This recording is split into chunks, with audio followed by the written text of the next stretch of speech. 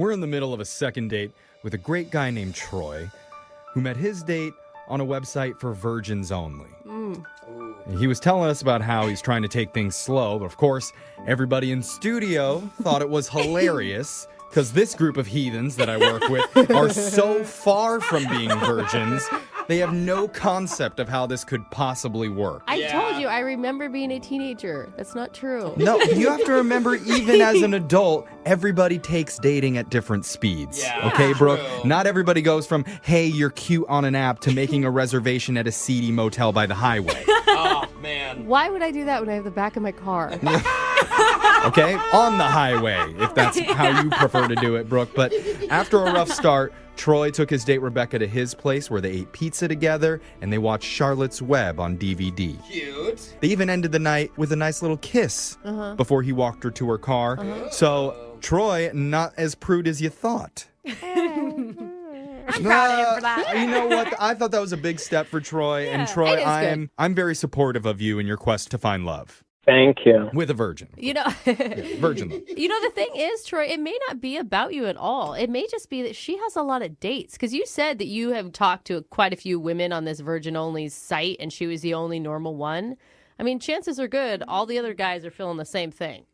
Yeah, maybe you're right. I mean, I've also heard people, on the virgin-only site, they question each other like, oh, you're not a virgin. You're just on here for whatever. Oh. Mm-hmm. It's like a bandwagon fan, kind of, right? Yeah, maybe she didn't think I was a virgin because I can appear sexy. You know, between Charlotte's Web and that kid, I think you're good. Yeah. I mean, he's giving me Adonis vibes. I don't know. Seems like a hoe. Or maybe... I like how one of you says Adonis and the other one just goes for it. Yeah. Okay. Got it. Who knows? Maybe she went out with another guy who put on Finding Nemo, and that one did it for her. Ooh, So- maybe, Oh my God. maybe they did find Nemo. There are so many Disney fans on this website, aren't there? You probably- Shut up. Anyway, I'm sorry, Troy. We're just going to dial Rebecca's phone number, and we're going to get your second date. You ready to do this? Yeah, because she's definitely the coolest, and if I screw this up, I just want to know what happened and Okay. just want to know. Yeah, He for seemed sure. like a good guy, I think you we'll know? get you another date. I think so, too, okay? I'm going to dial the phone number right now. Here we go.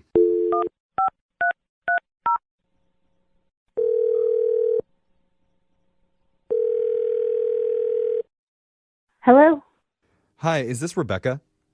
It is, yeah. Hi, Rebecca. My name's Jeffrey from the radio show Brooke and Jeffrey in the Morning. You have a moment to talk with us? Wait, I'm sorry. Wait, who are you again? We're a morning radio show. We're called Brooke and Jeffrey in the Morning. It's me, Brooke is Hello. here, Jose, Alexis. Hey. Oh, I don't listen to radio, so I don't know. Hi. Oh, okay. Okay, this is going to be a little shocking. Yeah. Okay. Well, we do a segment on our show called The Second Date. That's where if you go out with somebody and afterwards, if they're not calling you back, you can email our show and we'll reach out to that person for you to try and figure out the reason why they're ghosting. And so recently you went out with a guy who had a great time with you and now he's having a hard time getting in touch. His name's Troy. Oh, yeah. Okay. How Yeah. do you remember? And he did admit to us that the date didn't go flawlessly, that there was a little bit of a hiccup when he locked his keys inside of his car, and so you ended up going back to his place, watching Charlotte's Web, eating pizza. Which, to be honest, we made fun of him for the Charlotte's Web thing. I don't know how you felt about that. Careful with the we. Yeah. Well, it sounds like he told you a lot about what we did, but did he tell you where we met? Yeah. Oh, in the parking lot? No, No, I mean, he said that you guys matched on a website for virgins only. Oh, yeah. Yeah, okay. I can't believe he told you that, but okay. Okay. That's not to be, like, ashamed of. Nothing to be embarrassed of. Everybody has a different niche that they're into. Yeah, I know, I guess. It's not a popular one, though. Yeah. That is true. For That is you? true. What do you mean? It's just not really widely accepted if, I say I don't want to lose my virginity before marriage. They think it's kind of weird, so... Okay, so Yeah. which is why you would be on that dating website, right? Because you can Yeah, find other yeah. people who understand where you're coming from. And that's what Troy said that he was into. He wants to find a girl who's on the same page as him. Right, and he is, but he's like extreme. On a virgin scale, he's a 10. I So, told hold him that. on. I He told kissed him you, though. No, You got a but kiss. I told him that you just because you're a virgin doesn't mean that you don't want an adult night. It doesn't mean that you don't want sparks. Like you Yeah, still want it's true. those things. Right. And he's a really good cook. And I did think that like the movie he chose was really sweet. Yeah. I did get a kiss at the end of the night, but I only got the bottom lip. What? Well, it was like his first kiss. What does that mean? Like it was a miskiss? No. It was on purpose. Like he only kissed me with the bottom lip. Huh? What? I'm trying to figure out what Yeah. you're I'm trying to describing. I'm trying to imagine this picture it. happening. Yeah. like a pout, right? Yeah, exactly. Like a pouch. Like just stuck out his bottom lip. And just kissed with that one lip? Everyone in the studio Yeah. right now is sticking out their bottom lip We're just all to see what trying it would it. look A like. bad kiss kills the mood, though. totally. It's bad. Why would he do that? It's not like he doesn't know how. Oh. It's just that I asked him if everything was okay, but he explained that like he didn't want to kiss with both lips until like he knew that we had a future. Oh, No. okay. All right. Are you joking? I'm not joking at all. That is, I'm sorry. That is So- stupid. Well, hey. I don't mean to be mean, Hey. but like, Say that. why one lip and not the other? What is the bottom is okay, but not the top? That doesn't Yeah. make any sense. It's Full contact. I mean, you've heard of just the tip. This is just the lip. That is not the same thing, Yeah, it Jeffrey. is. And it wasn't even just that. Like he takes it to the extreme in another way. Like where he walked me to my car, and I thought he was going to hold my hand. I was totally fine with that, but he like linked pinkies with me instead. Oh, 'cause you gotta earn all 5 fingers, girl. Wow. Well, yeah, legit. Like that's like giving too much to me to hold my entire hand. You know what I mean? It's just kind of to the extreme. Now I get Okay. it. If he Yeah. was- You're saying that he's extra virgin. yeah, if he was olive oil. Yeah. Absolutely, yeah. Okay. Got it. There's got to be a separate Oh, website for that man. one. All right. Well, It's just so crazy because he's like, he said he wasn't waiting until marriage. He's just waiting to the right person. well, I don't know. Maybe there's more logic to this than we're realizing. And there's one way to find that out, and that's by letting you know, Rebecca, that Troy has actually been on the other line listening, and he wants to talk to you. Oh no. Yeah. Oh, he needs to hear this, Rebecca. Do not feel bad. Troy, you there? Hey, Rebecca. Hi. I wanted you to know I'm interested without doing too much. I guess I'm just a little confused about the bottom lip kiss and not the holding hands. Like I understand, like we're virgins and we're gonna stay that way, but kissing with both lips and holding hands is a completely different thing. No, I know. I just wanted it to go the second date and maybe the third date to give you the top one before, you know? Like, Okay. Then why just not Right. kiss her? Like, why not just wait for the kiss Brooke, it's- until the second or third date? That's a totally normal thing. Nobody fooling wants around. just the bottom lip. Brooke, that's It's too not... fast. Pump the brakes. I'm saying no kiss. No kiss is better than just the weird how do you bottom even have that? slobbery Yeah. lip. I disagree. No kiss. She's going to start thinking I'm not interested at all, and then that falls apart. I knew you were interested, but you threw me off with the whole kissing me with the bottom lip and the pinky thing. The pinky thing, I want to defend myself. The pinky thing, I went for your whole hand. I missed. Oh, no. no. Oh. This is good. So wait. you would have given her more of your fingers if it was possible. Dude, if we Dude, the whole lifted, hand. if Let's we calm lifted down. just that soundbite, it would really mean No, I something mean, you know else. what I mean, Troy. You know what I mean. You're saying you would have gone for the full handhold. Yeah, I meant to, but it just like missed, and it got one finger. Okay. And at that point, I'd rather just keep it cute than like keep be weird if you keep moving your hand around and Yeah. no. I mean, Rebecca, did you find anything sexy about him? He's very nice and he is very attractive and Oh, yes, he's okay. very intellectual. And so, I mean, I just was really thrown off because, what if something did happen and did take off, and do I have to wait like months for an actual full mouth kiss? You know what I mean? Okay, so this is sounding pretty good right now. And I'd like to ask Rebecca, would you be willing to go out on one more date? We will pay for it. I think yes. Oh, that's good. Yes. Yay! Nice. That's good. Thank you for clarifying, and I'm glad. I'm very happy right now. Yeah. All We're happy Yay. for you, bro. Yeah, it's a virgins only success. Yay. My first ever. There's a million websites where you can meet people to date now. Yeah. Yeah, there is. Not even an exaggeration. Yeah. Almost any of them. Yeah. You can turn it into a Right. dating site. I mean, you have the normal ones, but you also have things like Hot Sauce Passions. Dude, I gotta get on Is there. that real? That is. Oh my gosh, I need to get on there. There's gluten-free singles Makes sense. Okay. and one called Marry Me Already. Whoa. What? What's that one? Brooke, isn't that where you met your husband? Very funny, Jeffrey. Oh, No? she's married. It's a monthly No. subscription. Oh, that's right. Yeah. Yours was Marry Me Now or I'm Leaving This Old Country Buffet.com. Whatever it was. We've heard a lot of unusual ones on the show, but yesterday we actually had another listener who emailed us saying he met a woman at another niche dating site, Okay. one that I didn't know existed. The guy's name is Troy. So Troy, welcome to the show.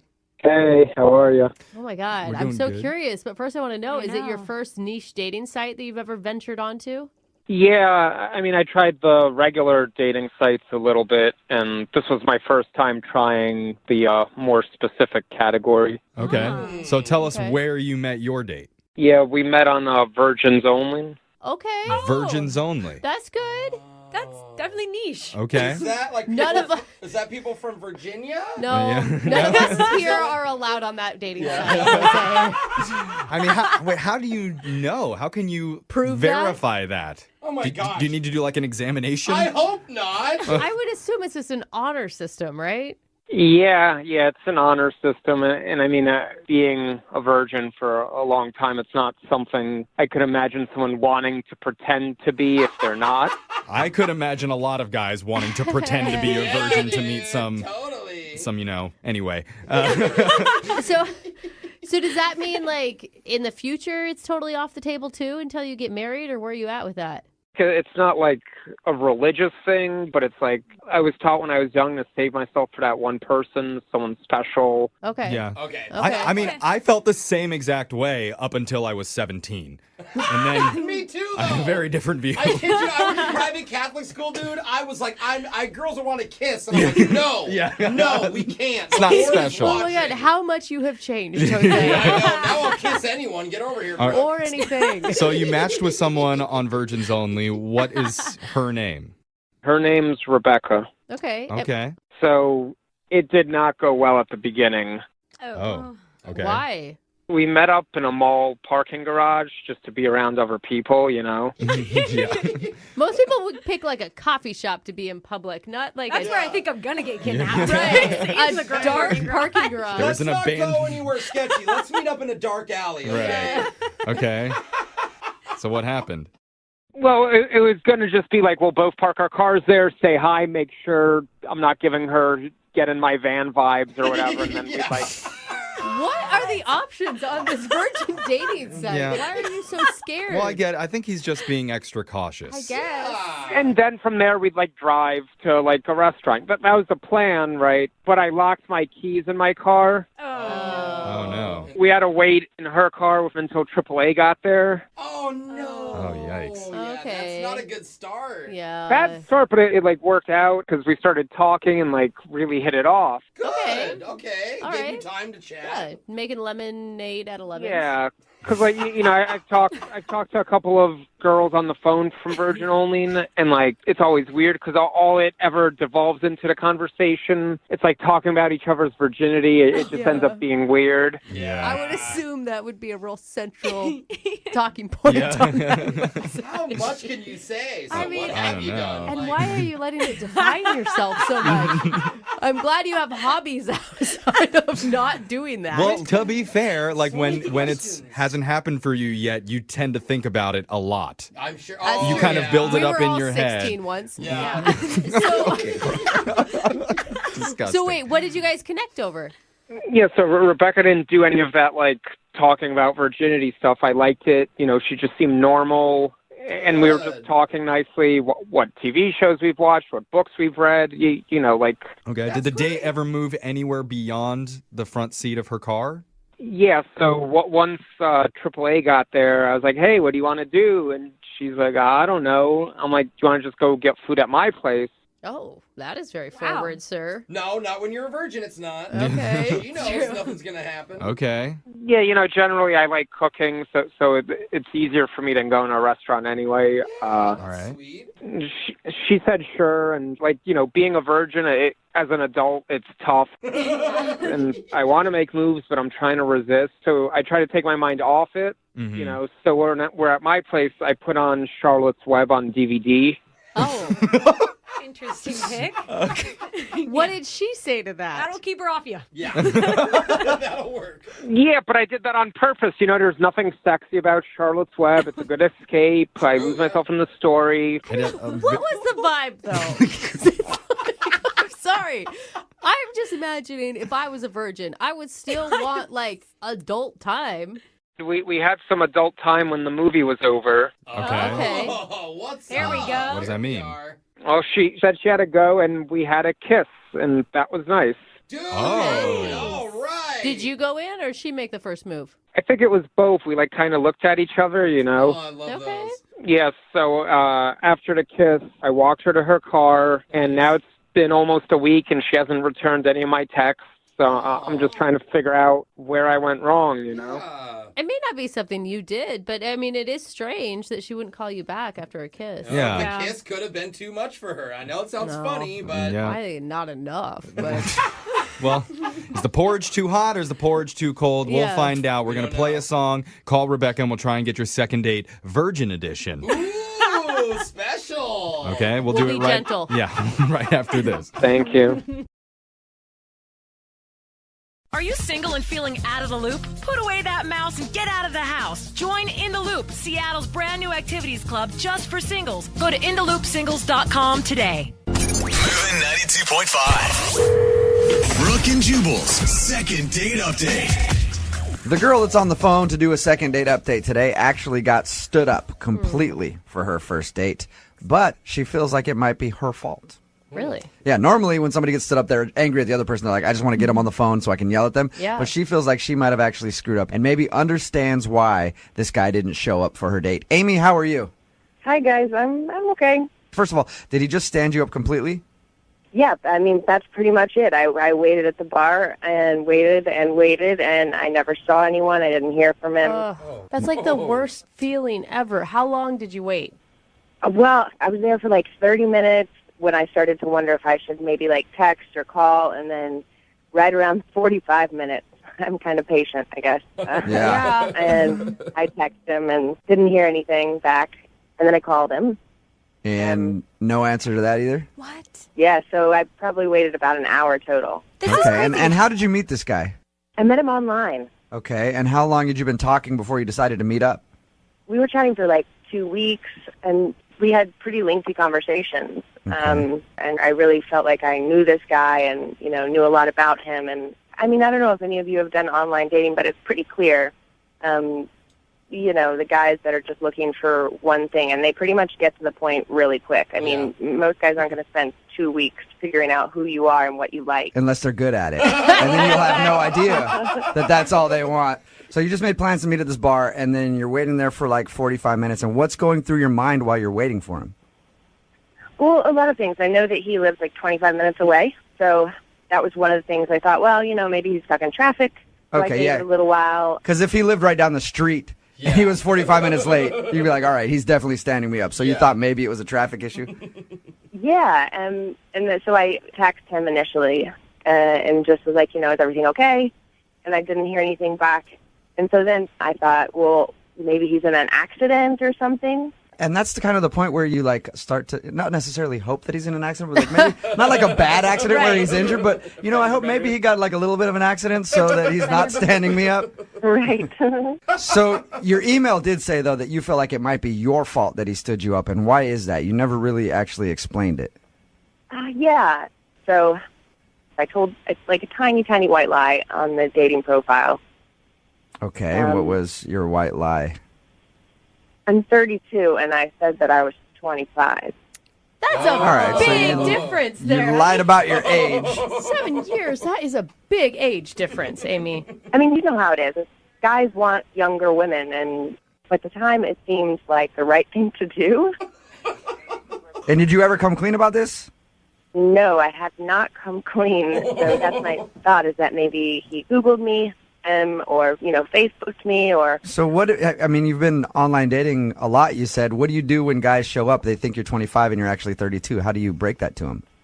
I mean, I don't think that I look that much different than I did. I was using a picture from a few years ago, but I really don't think that I look that different. Amy, you were catfishing him.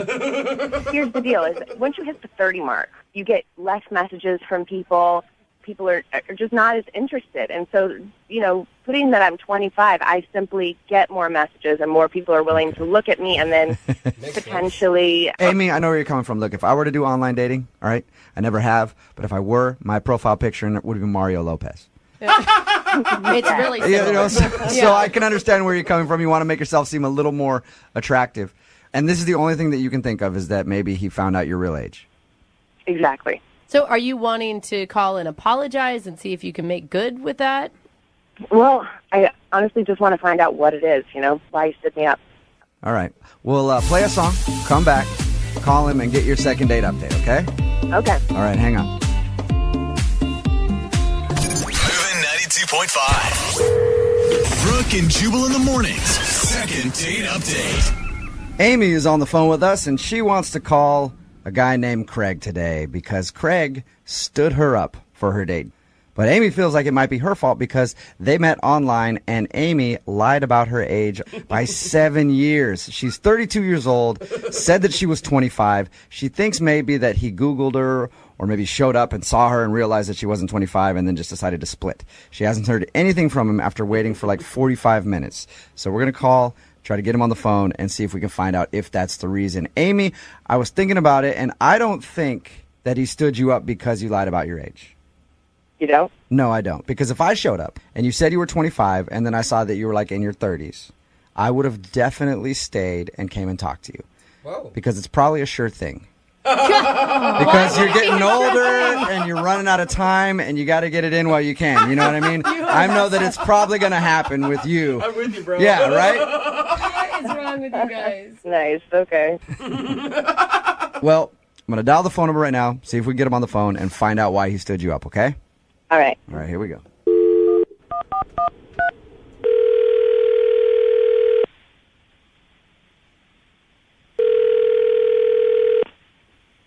Hello. Hi, can I speak to Craig, please? This is Craig. Hey, Craig, how are you? This is Jubal from Brooke and Jubal in the Morning. Who? Sorry? Jubal from Brooke and Jubal in the Morning, the radio show. Hi. Hi, how are you? Fine. Sorry, why are you calling? I'm calling because you recently sort of went out on a date with a listener of ours, and they wanted us to get a hold of you. Oh. And I say sort of went out on a date because you never actually showed up to the date. You're talking about Amy? Yes. I am talking about Amy. She emailed us and told us that you guys have been talking online and made plans to meet up at a bar, and then you no-showed. I'm sorry, so she called you and wanted you to call me? Yep. Or... Yeah, because apparently you haven't answered any of her phone calls or texts or anything like that. Oh, okay, so she's upset about it? You know what? What? Well, we talked to her, and she's not really as upset as you think you would be if somebody made you wait at a bar for 45 minutes and didn't answer any text messages or phone calls from them. She just kind of wants to know why. It's really complicated, and it's not her fault. That's important for her to know. I should have texted her. Okay. Well, if it's not her fault, can you tell us what it is so that we can let her know? Because, I mean, you can imagine if you're in her shoes and you make plans to meet with somebody that you think is cool and then they don't show up, it upset you a little bit, even if you're not like outwardly upset at that person. I can imagine that. Yeah. Yeah, I could see how, yes. So could you do her that favor and let us know why you would stand her up? I mean, I had every intention of meeting her and going on a date as we planned, but I live in Puyallup and I just couldn't go through with it. What? Because you live in Puyallup. Well, I mean, kind of. It's a long story, but basically a situation that just makes it very difficult. Are you embarrassed because you live in Puyallup? I'm more confused. You say you have a situation. I'd like to find out what that means, but I'm confused why you just mentioned the cities. Basically, I live in Puyallup, and I don't go into Seattle very much, ever. Okay? I mean, the last time I was there was probably 2 years ago.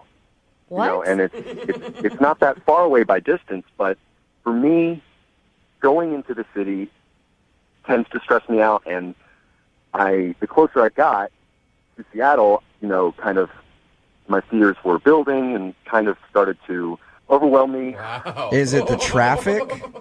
It's traffic, it's people, there's a lot of tall buildings, and that's basically a lot of movement, and I honestly don't know how you guys do it. Like, you walk down just a regular street in a city, and there's so many sounds. You don't know where they're coming from. Like, there's people everywhere, cars. Traffic alone is enough to just, like, freak me out. You know, there's people changing lanes, not even signaling. So many bad drivers. How do you guys even operate? So correct me if I'm wrong, Craig. It sounds like you were scared of the city. I'm not scared of it necessarily, but it just... He's petrified. I'm not scared of it. Yeah, I'm just really, really frightened of it. He just breaks out into cold sweats. That's all. I don't have nightmares about it or anything. You know, like, it's not like a horror movie for me, but it's just a lot. I understand, and that's something that's hard to tell somebody before you've even had your first date. Yeah, I mean, like, what am I supposed to do? Text her and say, sorry, I'm scared of the big city. Just, I'm a little country boy, and I can't possibly drive in with all those cars and people. Did you see that giant space needle they got up there? You know what, Craig? I meet a lot of people like you after my comedy shows when I do them, like in Puyallup and stuff like that. They talk about the city of Seattle like it's foreign, like they've never gone there. And they're just like, I can't even drive in there because the traffic scares me and I hate going there. Anytime I invite friends from Tacoma, they're always like, oh, I hate coming to Seattle. Yeah. The traffic. I'm sorry, but he is playing such a victim role here when he's the one that stood this girl up and you never even sent her a text. Like, you could have made up any other excuse in the world. You didn't even have to tell her the truth. I'm not a liar. I didn't want to lie to her and also get into something else where, you know, she didn't know the real truth. So I just figured it was easier to not, you know. All right. But I do have to let you know that Amy is actually on the other line and heard everything that you just said. Hi, Craig. Oh, my God. Oh, my gosh. So I really wasn't sure why you stood me up, but I really never would have guessed that it's because you were scared of. Yeah, I mean, why would you go to that? I know, and I mean, why didn't you just tell me? You know what I mean? I waited there, and then I spent this whole time wondering, what did I do to make you stand me up? Because I really liked you, and all you had to do was, you know, answer my text message or answer my phone call. I know. I just didn't know how to tell you. And yeah, Craig. I mean, listen, Craig. Amy is a 32-year-old woman. Okay, she can handle the news that you have trouble going to the city. Amy's 25. Oh, did I make a mistake there? Yeah, she's 25. Yeah. I mean, actually, she's 32. Really? Are we talking about this? So I guess you both have something that you kind of didn't tell each other, right? That's messed up. That is messed up. I figure now you both can come clean about everything. Are you really 32? Kinda. Kinda, sorta. Why didn't you tell me? Really, I just didn't think you were going to be attracted to me if I was 32, or you wouldn't have messaged me, or... Honestly, I thought you were a really mature 25-year-old. But I'm not. I have no problem with you being 32. It's a little weird that you lied to me, but I guess I kind of hid things from you, too. Yeah, and you made her wait at a bar for 45 minutes, Craig. True. So maybe give her a break on the age thing. Oh, my God. All right. Okay? Yeah. Craig, would you like a second date with Amy? I will pay for it.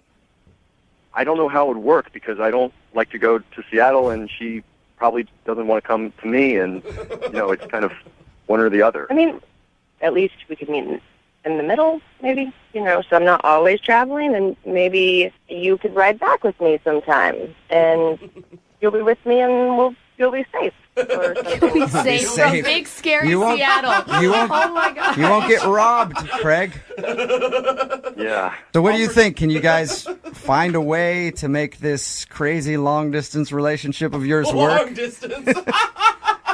Craig, have you ever been to the metropolis called Renton? Yes. Yes, you have. Okay, so you know where that is. What if we have you guys meet there? That should be fine. Okay. I can deal with that, yeah. Craig, it's a city that Craig can handle. And Amy, you know where that is. You don't mind traveling? Not at all. Not at all. Okay, perfect. Yeah. Then congratulations, you guys. You got your second date, Amy. Well, first date, I guess, because you never showed up on the first one. But whatever. Right. I'm super excited. Yeah. I promise I will be there, and if I'm not there, then I will call. Okay. I promise I will be there unless the parking lot is full. Too many people. Brooke and Jubal in the morning. Nice to meet you.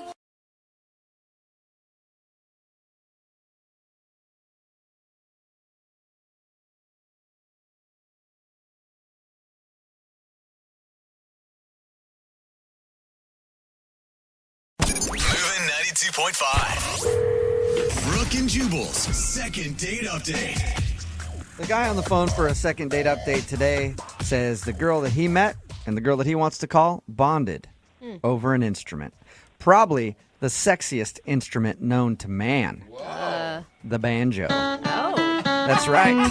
Hey. He says that's how he struck up a conversation with the girl that he wants to call today. I guess they are big fans of the banjo. And when you said sexy, I was immediately thinking bagpipes. So Really? thank you for clarifying for me. Those are probably the top two sexy instruments. But this time it involves banjos. So, Sean, how does one bond over a banjo? What happened? I was at a show with a band. They had a banjo player, and I was really digging the guy. And at one point I said out loud, "Oh my God, this guy's so good." And there was a girl next to me. I wasn't there with her. I hadn't talked to her, but she heard me, and she just turned to me and said, "Oh my God, yeah, I love this guy." Yeah. And then that's how it happened. And who doesn't Yeah. think a good banjo player is impressive? I mean, it is always It is always impressive, yeah, but never like, man, this banjo's making me horny. Anybody else? Over here, sir. It's making me feel it too. Is that what happened? Oh, yeah, she got all hot and bothered. I bet. So tell us more about the evening. What was her name? Juliana. Juliana, all right. So we ended up talking a little bit. Of course, you can't really talk too much during the show. And I was there with some friends. She was there with some friends of hers, but we both just kind of ditched them. Nice. All right. That's pretty good. That's a good And sign. Ballsy on her part to just ditch her friends and go with random banjo lover. Well, how often do you find a fellow banjo lover? Yeah. So afterwards, we ended up going to a bar nearby. And how was that? It was great. We hung out, had a drink. We were just talking and chatting and laughing a lot.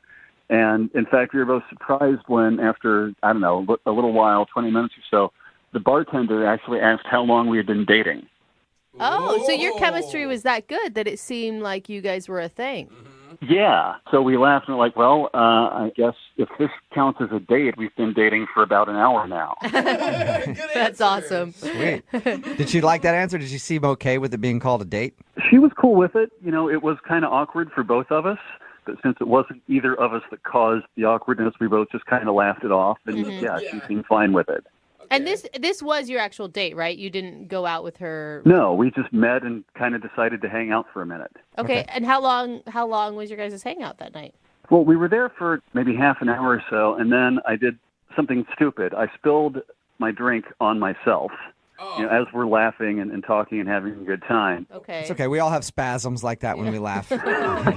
So was the date over then when you dumped your drink on yourself? No, because she mentioned that she lived close by there.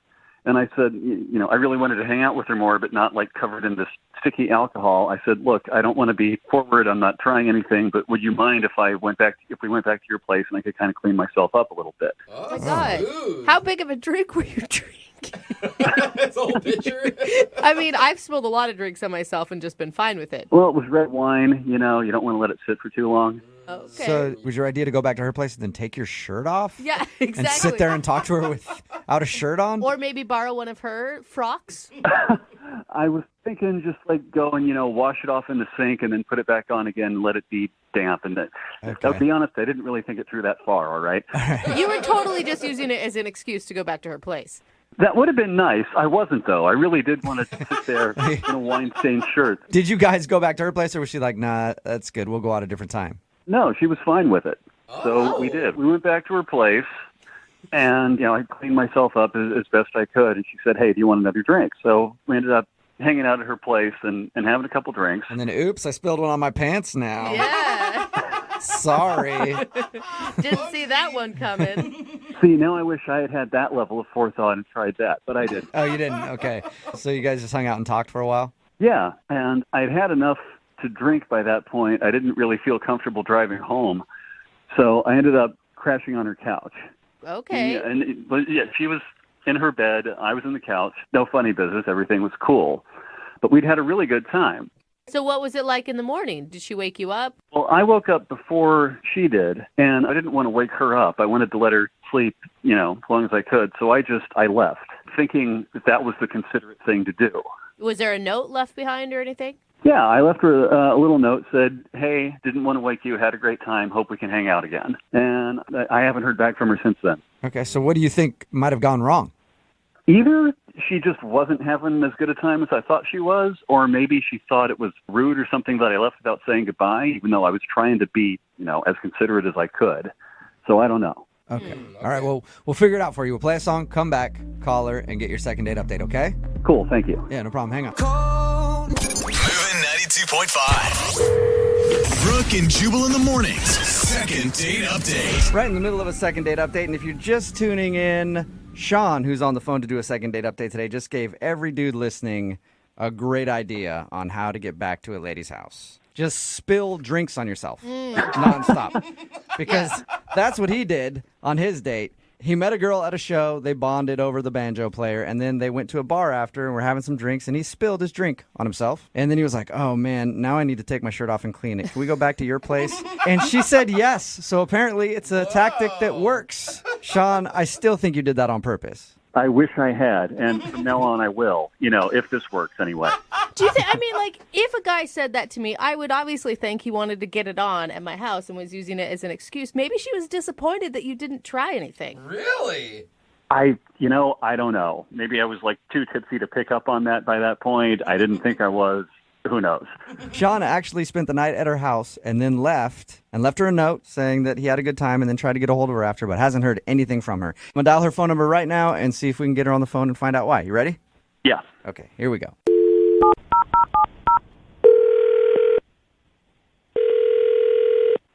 Hello? Hi, can I speak to Juliana, please? Yeah, this is she. Hey, Juliana, how are you? This is Jubal from Brooke and Jubal in the Morning. Who's this? Jubal from Brooke and Jubal in the Morning. I'm sorry, what is this? It's a radio show. Is this a scam? Are you trying to sell me something? I'm going to hang up. No, I'm not trying to sell you anything at all. If we were. One of our listeners actually emailed us about you. Okay. His name is Sean, and he's a guy that you sort of went on a date with recently. Oh. That went down. Right. Whoa. So you remember hanging out with Sean? Yeah, I remember him. It doesn't sound like you fondly remember him. You could say that. Oh. Oh, okay. He has great memories of you. Really? Yeah, that's why he emailed us. Sean wants to know why you're not calling him back. I think he's a sketchball. Is that a good enough reason? What? Really? No. We talked to him. I thought he was dorky at worst, but a nice guy. So he called you? What did he say? Well, I don't want to tell you because you sound mad. It wasn't anything bad. I want to know. I want to know. What did he say? Well, he said that he met you at some show and you guys were bonding over the great banjo player that they had. And then you went to you went to a bar after. Whoa. And he spilled a drink on himself and asked if he could go back to your place to kind of clean his shirt up or something. Which we all said had to be an excuse to just get over to your place, but he swore up and down it wasn't. So I guess he didn't mention to you that he's a thief. What? Whoa. A thief? No. Yeah, he's a kleptomaniac. He didn't drop that. Yeah, he didn't tell us that he likes to steal things. Yeah, so the next morning, I was in my room. He was on the couch. I heard some rustling in the hallway, and it was 5 a.m. or something. And then I heard a door close. So I called out. I was like, Sean, hello? No answer. So I got up, walked out into the hallway. I looked around. I checked the couch. He wasn't there. He was gone. But I saw that the closet door in my hallway was open, where I keep my coats and stuff. Okay. And he had put his coat there. Uh-huh. So I went over to close it, and his coat was gone. That makes sense, I guess, if he was gone. But then all of my hangers were gone, too. What? Yeah, all of my empty hangers that were just hanging in my closet were gone. What? And they were there. They were there before he came. So, yeah, he's a thief. Wait, you're accusing him of stealing coat hangers from your house? I'm not assuming that happened. I know that happened. He did it. You sound very angry about these hangers being taken. Would you be angry if you invited someone back to your house after a really nice date and then found out that they stole things from you? Yeah, I think you'd be. I guess, but I don't know why hangers just doesn't hit me that hard. Me neither. It's so weird. They're my things. I only just met. We hung out for like a couple hours. And I invited him back to my place. Like, what the man? Like, why would you take my hangers? Yeah, it's a really valid question. It makes no sense. It's weird and sketchy and dumb. Yeah, it is. You didn't notice anything else missing from your house. It was just the hangers. You keep saying my hangers like it's not a big deal, but he just took them. He didn't leave a note. He didn't say anything about it. He just took my hangers. That is weird, man. Yeah, I guess it is weird. I don't know why you would take hangers. Don't you want to know why he would? Hangers? Don't you know why he would want to steal your hangers? No, I don't care why he did it. I don't care how he tries to excuse himself. He's lucky I didn't call the police. That would be a call. Yeah, I'd love to see him get arrested for that. Yeah. Well, though, right? I probably, you probably could get him arrested. I'm kind of wondering why he would steal your hangers. So I think we should ask him, Juliana, because he's on the phone listening right now and wants to talk to you. What? This is a setup? Well, I don't like that word. It's a dirty way to describe it, but yeah, kind of. Sean? Hey, Juliana. Wow. I didn't know you were on the phone, but since you are, what the hell were you thinking? It's a great question. Okay, this is a big misunderstanding. Oh, yeah? What's the misunderstanding? You took my hangers and what? What's the misunderstanding? Okay, yeah, I took some hangers. I'm sorry. Honestly, okay, for one so you thing, did take them. Oh my God, how was there a misunderstanding there? That is so weird. all right, Juliana, just calm down. Hear me out, okay? There's actually a really good reason why I took the hangers. There is no good reason why you would take my hangers. Yeah, I'm interested in hearing the reason, too. I think everybody is. And how many hangers are we talking about right now? Like 3 or 12? It was probably around 15 or so, but okay. Yeah. Dude. Here's the thing. I just moved into a new apartment. My hangers are all in a box somewhere. I don't know where. Everything I own is in boxes except for all my clothes that are in a pile on my kitchen table. So I was thinking, all right, I was getting my coat out of the closet, and I'm thinking, oh, my God, here's all these hangers. If I just grab a handful and take them with me, it'll make my life so much easier for the next few days. And then when I see her again, I'll bring them back because I'll have my life together a little bit more by that point. And I'll say, hey, you probably didn't even notice these were gone, but I borrowed some of your hangers. I hope that's cool. I was thinking you'd think it was charming and funny. Or what? No, that is so weird. You thought that stealing my hangers would make me actually want to see you again? Or surprising me with the fact that you stole my things would be exciting and charming? That makes no sense. Juliana, I didn't steal anything, okay? I just borrowed something with every intention of giving it back. I'll bring them back today if you want, and it's 15 plastic coat hangers that I didn't think you'd even notice were gone. Borrowing is when you ask someone usually that you know, or you can't just meet someone and then take their things and think it's okay and that you'll bring it back. What if I didn't see you again? Well, we'd had such a good time, I thought you were probably going to want to hang out again. And, Well, that's really annoying, too, that you would just assume that. And so take my things, and that's your reasoning. That is so stupid. Okay, yeah, it was kind of inconsiderate. I probably should have said something about that on the note I left you. So I'm sorry. What do you want me to do? Honestly, at this point, I don't even care. Just keep the hangers. Whatever. Juliana, I mean, do you think your anchor's maybe a little bit out of control on this one? No, you don't go on a first date with someone. We just met that night. You don't. Is that going to win someone over by taking their things? He just said, what does that mean for future things? Is every time he comes over, if we hang out again, he's going to take something else? Yeah, that's true. Like all of a sudden your silverware is missing. Just a couple forks, though. Yes. I moved.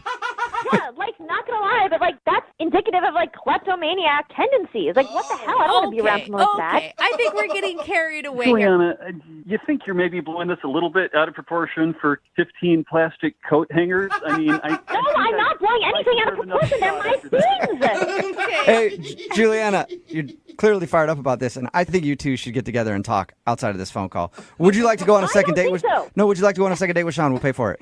I don't care how fast you say it. I'm not doing it. What if I say it this fast? Would you go on a second date with him? What if it's that fast? Come on, give him a chance. He's like dumb with social graces, maybe, but he doesn't sound like a bad person. Well, dumb with social graces is not that attractive. I don't know. This is weird.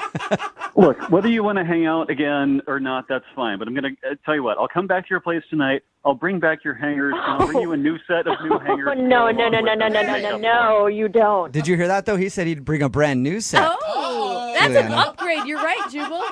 I swear to God, if you come over tonight with those hangers, I'm going to shove them inside you. Oh, okay. That was That- aggressive. You never know. That could be even more incentive for him to come over. Brooke and Jubal in the morning. Text in at 78592 says, that Julia woman from the second date update, only 2 words come to mind. Whack job. Yeah, very high pitched, man. When she gets mad. Yeah. Yeah. Except I kind of agree with her, though. I don't think she's that much of a whack job, really. Yeah. I mean, just because it's hangers doesn't mean it's not weird Yeah. that he took something. You don't know what we're talking about. We're talking about today's second date update. This dude named Sean wanted to call Juliana. That's her name. And she wasn't calling him back because he stole hangers from her. Just I know the it sounds point of weird. it.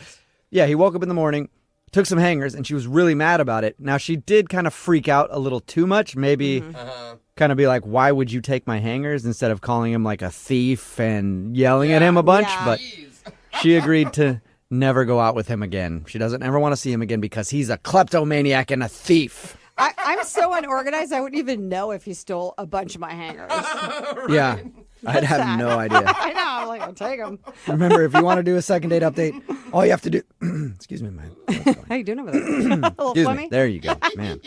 All you have to do is email the show, and we will call the person who didn't call you back.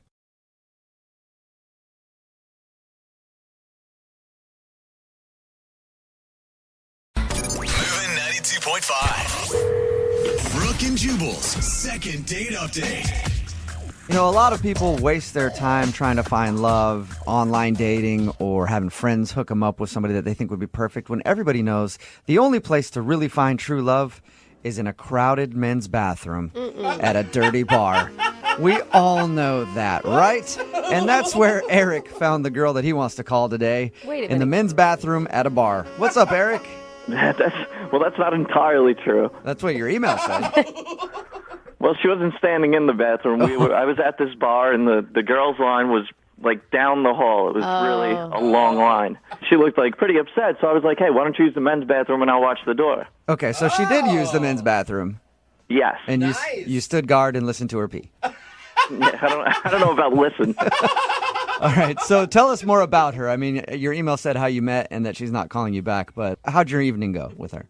Well, her name was Penny, and she was really nice, so she thanked me for watching the door for her, and I asked her if maybe she wanted a drink, so we went over to the bar and got a drink together. And you are a gentleman, and you even paid, held the door. Yeah, I think we got along really good, just back and forth. I asked her what she did. She asked me what I did for work and everything, which right now I'm out of work currently, so... So you impressed her with that line. Yeah. What do you do for I work? was truthful. I wasn't going to lie to her. Okay. That's good. It's good that you didn't say, like, I'm an entrepreneur. Yeah. So what did you guys actually do on your date? We didn't go on a date. Oh. Okay. So she's not calling you back just after this one night you met her at the bar? Yeah, exactly. So when we're at the bar, we're talking and everything, and I wanted to ask her out, see if she wanted, so I didn't know how to do it. And we're just standing there talking and everything, and I saw this rose laying on the bar. So I grabbed the rose, and I gave it to her, and I said, hey, if you take this and go out with me, I'll get you 12 more. Oh, my gosh. You did not just say that. Did she actually like that? She loved it, yeah. I mean, she said yes. She took the rose.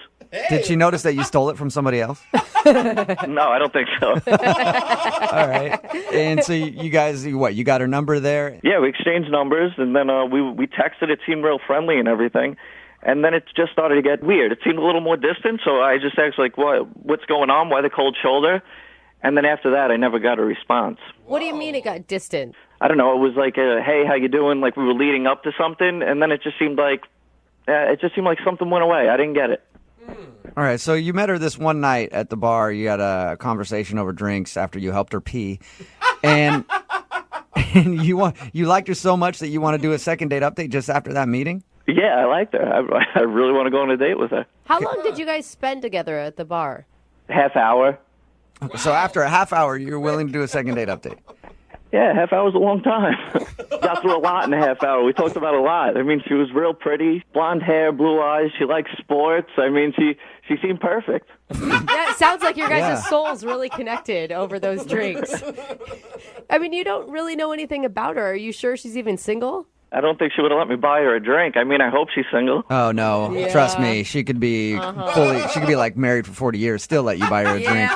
And give you the number. Yeah. All right, here's the deal, guys. Like, I never get to meet, like, I never had the opportunity, like, with someone this pretty and everything, and I feel like I'm almost there. So I really want to hook up with this girl. I really want to talk to her. I want to know what's up. Okay, so basically she's the hottest girl that you've ever had a conversation with. Yeah, well, I tried to talk to a lot of hot girls, but this is the only one that actually talked back to me. Nice. Hey, I completely understand then why you want to do this. Oh, my God. Why do you think that she's not calling you back then, or why do you think she stopped texting you? I don't know. I mean, I thought everything went fine in the bar. Maybe she saw me grab the rose. I didn't steal it from someone. Maybe she saw me grab the rose off the bar or something. Maybe she thought that was classless. I don't know. She gave me her number. What was the last thing that you guys said to each other? It was really nice meeting you. I can't wait to go out, and I'll hit you up tomorrow. And what'd she say back? She said, thanks again for watching the restroom. That was really nice of you. So thanks again for watching the restroom while I pee, and that was it. And that's the last thing you've heard from her? Yeah. All right. Well, we'll play a song, come back, call her, and get your second date update, okay? All right, sounds good. All right, man, hang on. Moving 92.5. Brooke and Jubal in the mornings. Second date update. You know what that is? Can anybody tell me what that is? No, go That with water dripping. Water dripping. Is the sound of a budding new romance.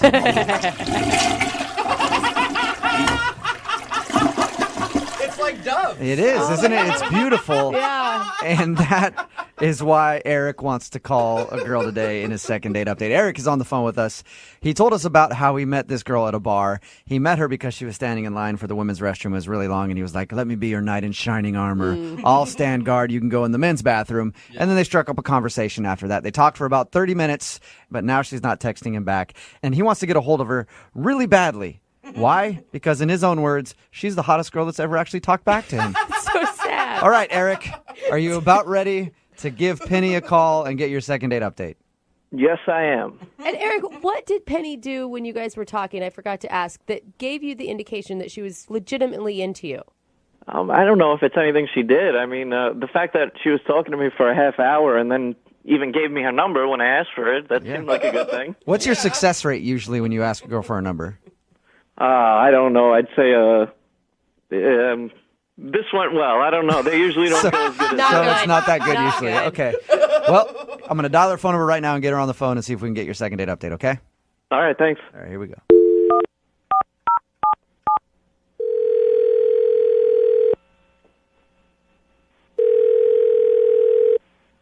Hello?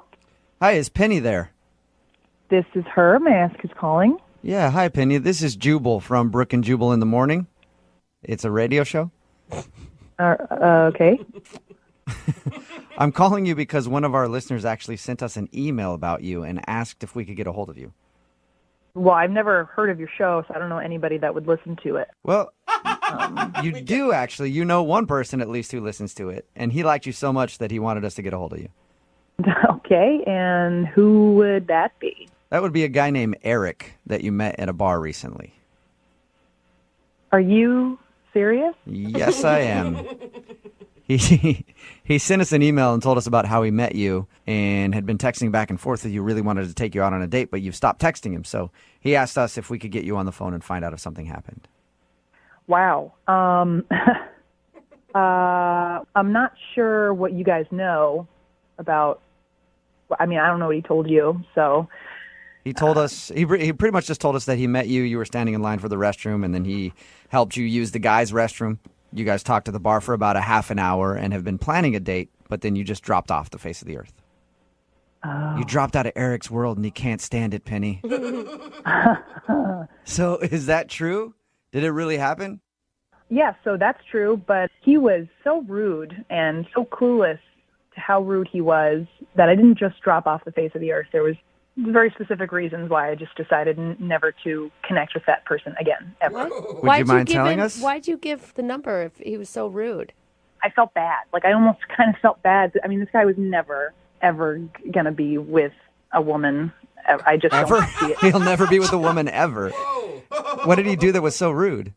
Well, after he held the bathroom door for me, I made the huge mistake of sitting down for a drink with him. He offered to buy me a drink, which I said yes to. These all sound like nice gentleman things to do so far. They sound really nice. They start off to be really nice, gentlemanly things to do. And then he keeps talking, and his mouth just doesn't stop moving. So he proceeds to troll every girl in line and rate her based on looks, which was really fun as another woman in that bar to sit and listen to somebody do. So he's sitting with you and rating all the other girls in the bar. Oh, yeah. I don't know if he was bored or he thought this was a great idea, but he said, look at all those trolls standing in line, and he wanted to just, like, rate them on a scale of 1 to 10, one by one. And I didn't even get to finish my sentence, and he just starts, like, laying into him. Did you try to interrupt him and stop him from this? Oh, yeah. I kept asking him to talk about something else, and he was just, things like, oh, that girl, there's a 4. I mean, her eyes are too far apart. She's got hairy eyebrows and bad skin. And, like, one at a time, like, oh, she's like a straight-up garden gnome, man. Like, she's, like, short and squat. And, like, I mean, he was cracking himself up. He thought he was Mr. Funny Ha-Ha. And I don't think that he has ever had a girlfriend in his entire life because somebody would have stopped this a long time ago. You know, he did tell us that you're the hottest girl that's ever spoke to him. Oh, well, that is a compliment, I'm sure. I'm surprised he said I was the hottest girl because he actually wanted to rate me as well. So what did you say to him when he told you that? I asked if we could not do that. I said, let's not do the rating thing anymore. Let's move on. Let's try to talk about anything else, anything. And did he give you a rating? Oh, yeah, he gave me a rating. He was adamant. He said, nope, I'm going to hear the rating because it's a good one. Okay. I'm guessing he's like, oh, you're a 10. Look at all those other 4s and 5s. I'm sitting next to the 10 in the bar. You think he would because he's trying to hit on me, but no, that ass gave me a 7+. What does a 7+ even mean? I guess it's better than a 7, but worse than an 8. And he went on and detailed about why he gave me a 7+. Oh. Are you serious? So he actually went into detail, huh? Yeah, he wanted me to know why. What was his reasoning? Well, my teeth weren't perfectly straight enough, and I had a nice chest, but it could have been a little bigger. How did you not slap this dude? I think he's just so unaware. Like, it wouldn't do anything. It wouldn't help. It's never going to click with him. He's never had a girlfriend, probably never will. So, yeah, I feel bad for the guy. Well, Penny, thank you for telling us. I appreciate it. You're welcome. It was a complete nightmare with that idiot. And I want to tell you, you know what? In my book, you're an 8-. Not even a 7+. You upgraded her. Thank you. That's so sweet. You're welcome. I also want to let you know that he's actually on the other line listening to this conversation and wants to talk to you. Wait, what? Yeah, he's actually on the phone. Eric? Yeah, I'm here. Wait, are you kidding me? Penny, you didn't find that entertaining? Making fun of the girls in line and everything? We were rating them? That's so mean. Dude, that was so mean. I was trying to be nice to you. It was like, I felt like I was stuck with you, man. You bought me a drink. No, it was no fun. There was no fun. Yeah, well, you were going right along with it. I thought we were having a good time. I knew some of those girls, by the way, that you were making fun of. No, none of that was fun. Where are you ever going to find another guy like that who would come up with a game like that? You know, I'm a good time. I'm a fun time. We do things like that. Okay, I will hope that I never find another guy like that, and you are anti-fun. That was the most unfun thing I think I've ever done, ever. I mean, you got the best rating out of everyone. Wow. You're bragging about giving me a 7+? Like, out of A 7+ in that bar is like a 10. You know, all the other girls were 5s.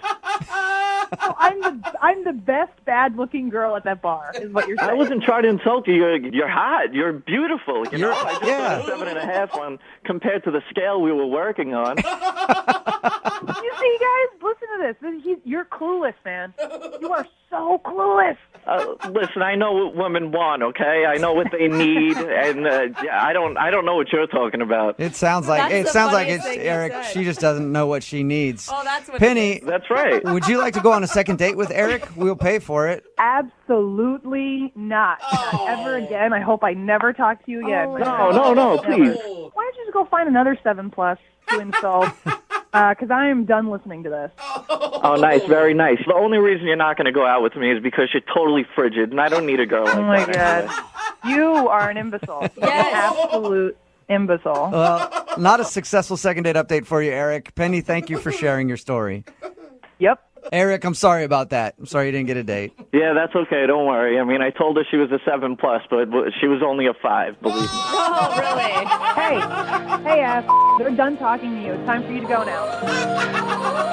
Brooke and Jubal in the morning. Text in at 78592 that says, hey, 7 is a good rating. She must think she's Beyonce or something.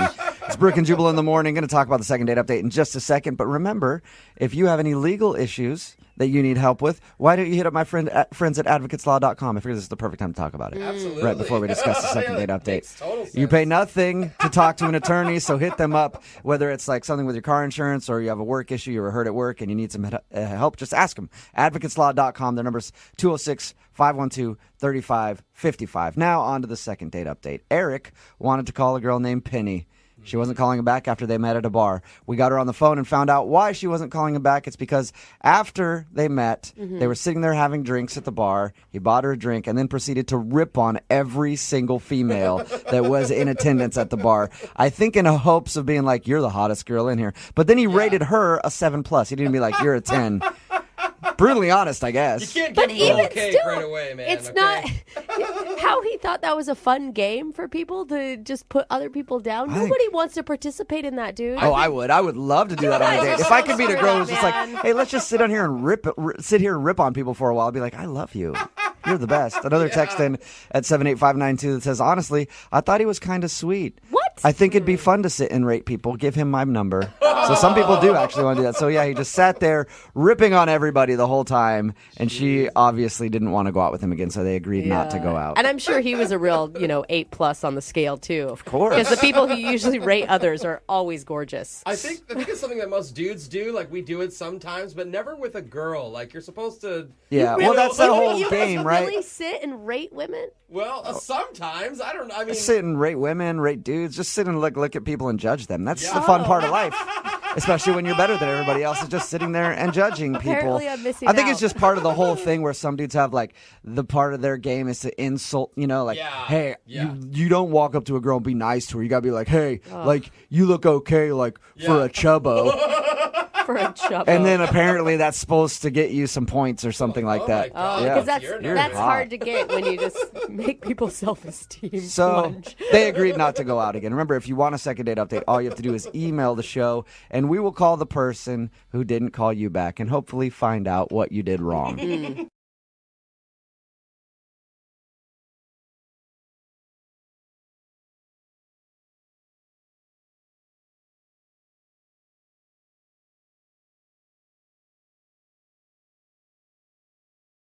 Whenever you meet somebody online and you go out on a date with them, there's always a little part of you that has to fear for your life. A little bit. What? Because you don't really know them that well. What? Why are you fearing who you're dating? Because you're meeting people on the internet. Well, all right. Exactly. Okay, I'll And- give it to you on that one. Steve, who's on the phone today, legit had to fear for his life on his first date, though. It's a crazy story, and he'll tell us in just a second. What's up, Steve? How are you? Hey, guys. How's it going? Oh, I'm Pretty just good. glad you're alive to tell us the story. It sounds like. Yeah, you and me both. Oh, my gosh. Before we get into the craziness that you described in your email, tell us a little bit about the girl you want to call today. What's her name? Her name's Cecilia. Cecilia. Okay. All right. And where did you meet Cecilia? I met her on Tinder. Okay. All right. And was there any red flags from the beginning that things would get a little out of hand with her? I mean, I'll tell you, the biggest thing was like, every once in a while you see somebody where you're just like, there's no way this girl will be interested in me, but I'll try it anyway. And then you don't expect to get like a swipe back. Totally. But she did. Okay, so that either means she thought you were equally attractive, or it means that she's nuts and no one else will date her. Right. Either one of those could apply. You never know. How long had you guys talked before you actually went out? We didn't talk long before I took a chance and asked her out. Because I'm like, this girl is not going to stay alone for very long. I've got to take a chance when I get it. Okay. My whole thinking is like, I'm not the best looking guy in the world, but I know my personality is good. If I can just meet him once, I usually can win him over. I feel you on that one. Like I feel like I'm a slow burn. Yeah. Women will give you more of a chance based on things other than looks than guys. Yeah, that's a nice part about being Yeah. a dude is you could be a troll. As long as you're kind of funny, you can get dates with very, very attractive women. Yeah, exactly. So what'd you guys do when you went out? We went to an outdoor concert. That's a great first date. Oh, it was awesome. She was just as hot as she was in her pictures, but she was also really sweet. Oh, that's great. So she had a beautiful personality. Oh my God, it was amazing. But you know how those outdoor concerts are. If you stand back far enough, you can hear the music, but then you can still talk to each other. Yeah, that's always nice. Because if you go to a concert or a club or something like that, a lot of times you can't even really talk. You can kind of hear what they're saying, and then you throw out an answer that you think is on topic, but really both of you have no idea what you're talking about. Yeah, and the next thing you know, you're wearing a pirate shirt. Right. I just don't understand how you went to an outdoor concert and you almost died. Yeah. So the whole night was going really well. It was he was really intense, but then it kind of became what I like to say unexpected, because I was like, do you want to like get away from this and go for a walk and go to a bar or something like that? Because at this point things are going so well. I'm like, I got to try and get this girl, as far away from other people as possible. And so Wait, hold on. I don't understand why you want to take her far away from people. Well, I mean, at this point, I was thinking about maybe trying to steal a kiss or something. Oh, okay. There you go. You wanted to make out. Okay. Just a little more privacy. Yeah, I mean, it sounded like you were going to put her in the trunk of a car the way you described it. So I just want to make sure we were on the same page. No, that's a second date thing. Okay. And what happened next? So, we walk away from the park, and we start coming to this really dark area, right at the edge of the park. The sun's going down a little bit, and there's, bridges and stuff there. So we start walking through there, and all of a sudden, this dude jumps out with a knife. With a knife? Oh, my God. Yeah, he's got a knife. Oh, my gosh. And you ran and left her there to deal with it, I'm guessing. Pushed her down. Well, here's the thing. I have done some self-defense courses. Okay. So, I just sort of jumped into, protection mode. And Really? I jumped in front of Cecilia, and I told her to get out of there, and she did. And then, I know this is going to sound, it's going to be tough to believe, but me and this guy, we fought. Wait, you battled a dude in the park with a knife? Yeah. Don't you think the better idea would be to run? Why are you fighting dudes with knives? He's trained. I mean, look, if anything's going to impress this girl, it's going to be jumping in front of a guy with a knife. That's true. Yeah, you saved her life by beating up a dude that jumped out of the bushes with a knife. I think that would score you a second date. And you can't be honestly still thinking about the date when a guy with a knife is in front of you. Yeah. No, honestly, it was just kind of instinct. That's cool, man. That's So and what happened in the fight? He dropped the knife. I got cut a little bit, but nothing more than superficial. But eventually, I guess he just thought it wasn't worth it anymore, because I got the knife out of his hand. It fell, and then he ran away. Okay. Thank God, And you're okay. did you meet up with her after that? Well, I turned around. Obviously, she was gone, and it had been a couple of minutes, so she was probably far down the road. And then all of a sudden, she texted me and asked if I was okay. I said, yeah. And then I said, well, hey, why don't we meet at, Starbucks in 20 minutes? Mm-hmm. So I went to Starbucks, cleaned myself up a little bit, and she never showed up. And I've been texting her ever since and not getting a reply. She hasn't replied at all? You saved her life, pretty much. I know. Hold on. Why do you want to call a girl that won't call you back after that incident? You always hear that those things bring people closer together. Yeah, you would think. My first thought is maybe she was just freaked out. I'm really shaken up by it, and I don't know. I don't want to be traumatizing her or anything by reminding her, but also I want to make sure that she's all right. And honestly, I want to go out again. Yeah, it could have just been a super scary thing for her, and now she just doesn't want to call you back because she just has a bad memory associated with it or something. Oh, yeah. Right. I don't know, man. I think she's a woman that just left you in the woods with a guy with a knife and then sent you a text to check on you. Well, to be fair, I told her to leave. Yeah, you did say you'd protect her, and it sounds like you did. It's just weird that she wouldn't at least answer any more of your texts, like even just to talk to you a little bit. And you, Yeah, that's weird. yeah. So she hasn't answered you at all since asking you if you're okay. No, and that's why I want to do this second date thing. I want to try and get her on the phone and see what's going on. Okay, cool. Well, then we'll play a song, come back, and call her and get your second date, okay? Awesome. Thanks, guys. All right, hang on. When you think of superheroes, you think of Superman, Batman, Steve. That's right. Steve. If you missed the first part of today's second date, Steve is on the phone with us, and he wants to call a girl named Cecilia. They met on Tinder, they went to an outdoor concert, and as they were leaving the concert, some dude jumped out at them with a knife. Steve then told her to run and ended up fighting the guy off. But the problem is, he never saw Cecilia again. Yeah. After that, she texted to see if he was okay. He said, yeah, and let's meet at a Starbucks. She never showed up to the Starbucks, and now she won't answer any of his texts or phone calls, so we don't really know what's going on. And we're about to call her right now and see if we can get the answer. Steve, are you ready to go? Yeah, man, I'm ready. Of course, you're always ready. Steve, I mean, have you thought, like, she did text you to check in to make sure that you were okay, right? Yeah. Maybe she didn't really enjoy the date prior to the knife fight. I mean, she seemed like she was. I mean, I think I'm pretty good at figuring that kind of stuff out. So it'd be a surprise if she wasn't enjoying herself. Okay, it'd be more surprising than the guy with the knife. I mean, maybe not more surprising than that. That'd be bad if that's the best part of her date. She's like, yeah, it was pretty boring. There was one exciting part, but I don't feel like calling him back. It's not going to get any better than that. Yeah. All right, well, I'm going to dial her phone number right now. Here we go.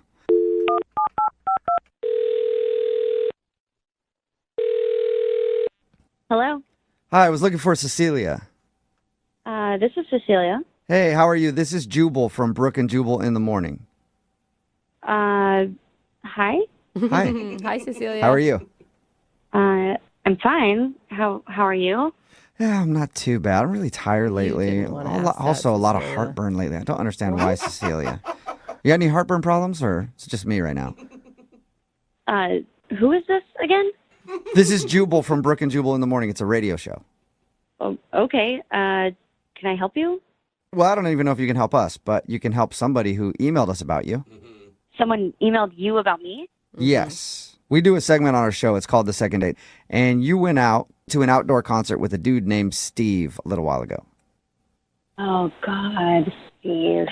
Uh-oh. That's what this is about? Yep. Steve said that he really had a good time with you, and he told us about the date, even the part where you guys got ambushed by some crazy dude with a knife, and then Steve ended up, like, fighting him off. And Steve's wondering why you won't text him or call him back. Is that really what Steve told you? Yep, that's what he told us. Does that not sound right to you? No, that's not right at all. Wait, hold on. Are you saying that the knife fight didn't happen, or? I mean, I'm not saying that. I'm just saying that there's way more to the story than he apparently told you, and I would love to fill you in on what actually happened. Oh, perfect. You know you're what? Heated. Normally we have to try to convince people to tell us, but the floor is all yours. What happened? It sounds like he basically told you what happened, but when this guy jumped out, I was obviously scared of a dude with a knife in the woods. Right. And I saw them fighting, so I ran away, and I felt like I got far enough away to be safe. And then I started thinking about Steve, and he was still there with that guy, so I was frantically texting him, trying to make sure that he was okay, and he wasn't responding to me. So I was just freaking out, trying to figure out what to do. Damn, Did you call the had cops? to be scary. Like, that's who I would call 911. No, I didn't call the cops. I mean, everything was just happening so fast, and I was just panicking. So I didn't really, think about it in that moment. I just wanted Steve to text me back, and I waited and waited and waited. And when he didn't, I got really worried, so I went back because I wanted to make sure he wasn't just, lying on the ground, stabbed with no one around him. Yeah, that's nice of you. And I walked back close to where it happened, and I see Steve, and I see the guy with the knife, and they're just talking. Chatting? Yep, just chatting and smoking a cigarette. They were like laughing together. Oh my God. Whoa, Oh my God. You know, Are sometimes you after you saying- fight somebody, you're like, "Hey, are we cool? You know, did you pull a knife on me? Yeah, we're bros, right? Nice to meet you." Yeah, who knows? No, not with a stranger. No, So wait. I agree. It's weird. You think that he set it up? Is that what you're accusing him of? I mean, I don't know if he set it up, but something was definitely off. There was just something not right about the whole situation. Like, I mean, I wouldn't be laughing with somebody who just tried to attack me with a knife. Yeah, no, that would make me angry. Even if you were a good friend of mine, you attack me with a knife, I'm probably not going to talk anymore. Dude, you know? What'd you do? Did you pop out of the woods and be like, "Hey, surprise, I'm here too now"? Like, No. I just kind of put two and two together, and I got really mad and just realized that he was a bad guy and something was going on, and I wasn't being told everything. So I just decided to put my hands up and walk away. I was like, I don't even want to deal with this anymore. that is awful to make someone feel that amount of fear. Yeah, I was completely terrified. And so when I walked away, Steve finally texted me and was like, "Oh, hey, like, do you want to meet at Starbucks?" And in my mind, I'm just like, no, of course I don't. Like, I don't even know what just happened, so I just didn't respond. Yeah, that is weird. I would love to figure That out is why he was messed up. sitting there talking and laughing with the dude who just tried to stab him. Yeah, me too. Oh, cool. Let's do that then, because Steve is actually on the other line listening to this phone call and wants to talk to you. Wait, what? Yeah, unless he hung up. Steve, are you still there? Oh my God. Yeah, I'm here. Hey, Cecilia.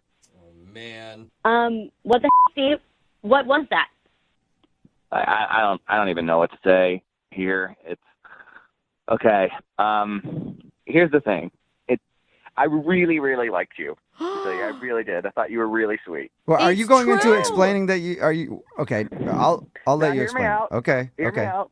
So while we were talking, before we actually went on the date, she said that it's so great going out with someone who's not a muscle-bound douchebag like the guys that she's used to dating. You just seem like a really sweet guy. And so I'm thinking, all right, I've been here before. I've heard that kind of thing before. And what always happens is I end up being in the friend zone. You're an idiot. And so, well, you could think that, but listen, I arranged for the guy to attack us with a knife. I knew no one was gonna. I knew no one was gonna get hurt. But here's the thing. I needed to show you that I could protect you, and if that happened in real life, I would absolutely do the same thing. Right. Yeah, sure. It's a lot easier when it's one of your buddies holding a knife than just actually a random maniac. Dude, they're laughing, but that is so messed up. Do you know what you made her feel? Do you know what you put her through? You know how like I felt when I keep getting rejected by women that look like her? Totally the same. Like your life is on the line because you don't know how to close a deal in a relationship. That's disgusting. I was literally telling you that I liked that you were sweet and not like these other guys. So if I don't like those other guys because they did stuff like that, why would I like you doing it? But you know what that means in woman speak? That means that you're a sweet guy and I like you and I'll never like you. There's no such thing as women speak. It's all just the English language. So like, That's, yes, if there's it no is. such thing as women speaking, why have I heard that so many times and it's become the friend? Are you seriously trying to blame this fake mugging on me? Like I said something and that you're really gonna blame me? No, not you individually, just women in general.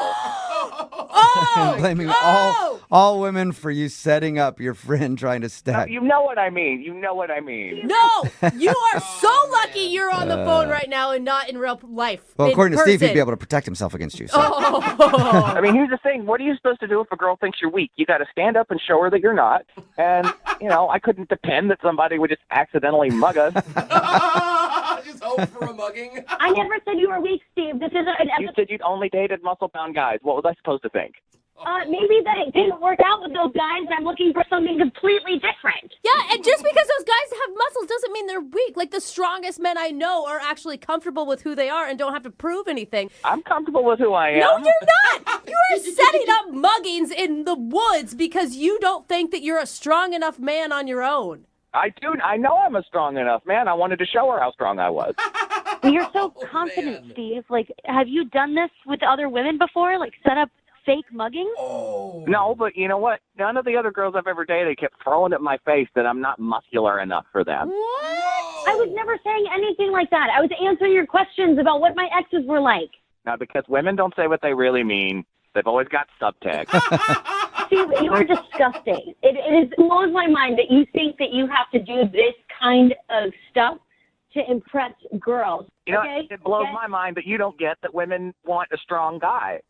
You don't get that. You don't get what women want. Seriously, dude, stop with the mansplaining. Yeah, mansplain us what women want. Is that what you want to tell us, what we want? Cecilia, I think I know what women want, and women want another date with Steve. Would you like to go out with Steve? On a second date, we will pay for it. Maybe you could go on a date with that fake nice guy. I'm sure you have a lot to talk about. So what you're saying is you wouldn't want to go out with me again. What in the world makes you think that I would ever, in my mind, think about saying yes? I mean, I'm being honest with you. Oh, my gosh. Give him that. He really doesn't get it, Cecilia. That's the most delusional thing anybody has ever said. Yeah. You know what? The most delusional is the fact that women always say they want the nice, funny guy, and then they never go for him. Oh, my God. They just don't go for you, Steve, because you're crazy. Sure. It's not nice to set up a fake mugging. Even if it was fake, you didn't know it was fake at the time, and I never even got to thank you. Good point. Who doesn't thank somebody for saving their life? Shut up. You know what, Steve? I think you're the one who dodged a bullet on this one. She's rude. Yeah, she is rude. Oh, my God. You guys are awful.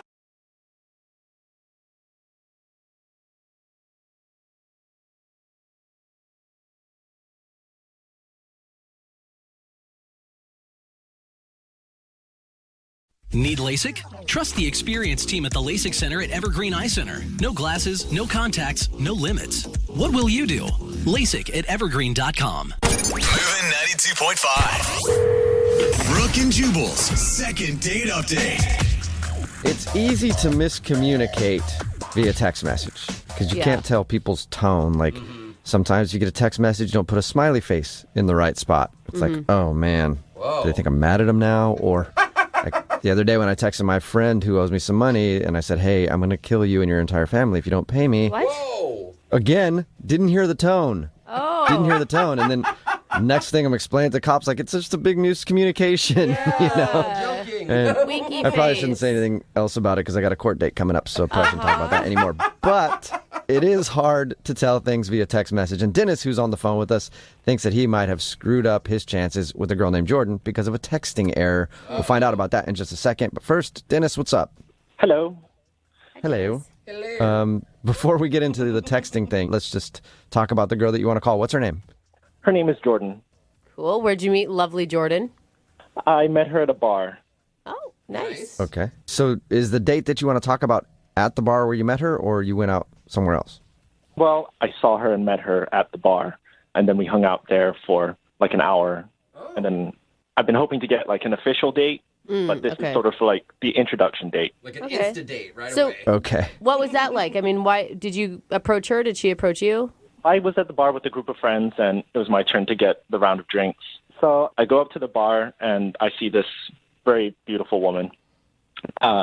It's Jordan. Oh, that's good. I'm glad it wasn't somebody else. Yeah.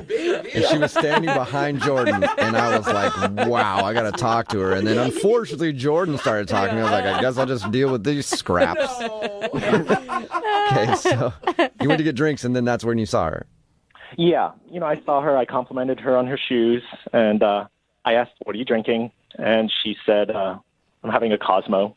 And I said, "Ooh, that sounds good. I think I'll have one too." And so I got her. Really? A Cosmo, okay. Yeah, Okay. I mean, I don't normally drink Cosmos, but it was just, you know, I just kept going back to the bar and kept ordering myself Cosmos. And she, Did you buy her Cosmos too, though? I'm just making sure. just the first one. Okay. Okay. And then other than that, you seem like you're a Cosmo, like, alcoholic at that point. Yeah, I mean, it looked kind of weird. And she called me out on it. That's cute. Yeah, she was like, you know, are you a big Cosmo drinker? And I was like, yeah, I mean, I drink Cosmos all the time. Yeah, Cosmos for life, man. Yeah. And then she was like, really? And I was like, no, not really. I normally drink beer.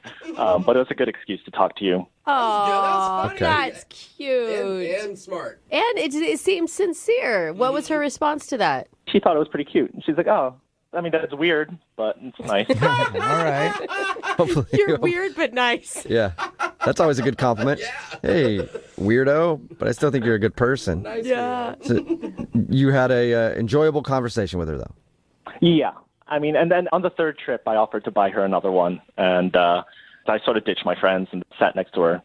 Okay. And your friends, of course, were watching this whole thing and egging you on? Yeah, no, they were very cool about it. They know I'm pretty shy in these kind of things, and so they were just like, thumbs up. I mean, after 3 Cosmos, nobody's shy anymore. Yeah, it took about 3 to get me to do it. Yeah.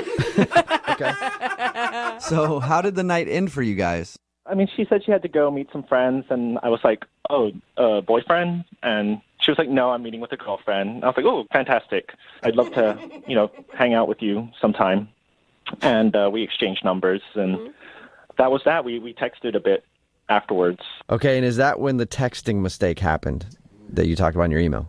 Yeah. So basically, I have another friend named Jordan, and he's a guy friend. And I just mixed up the texts.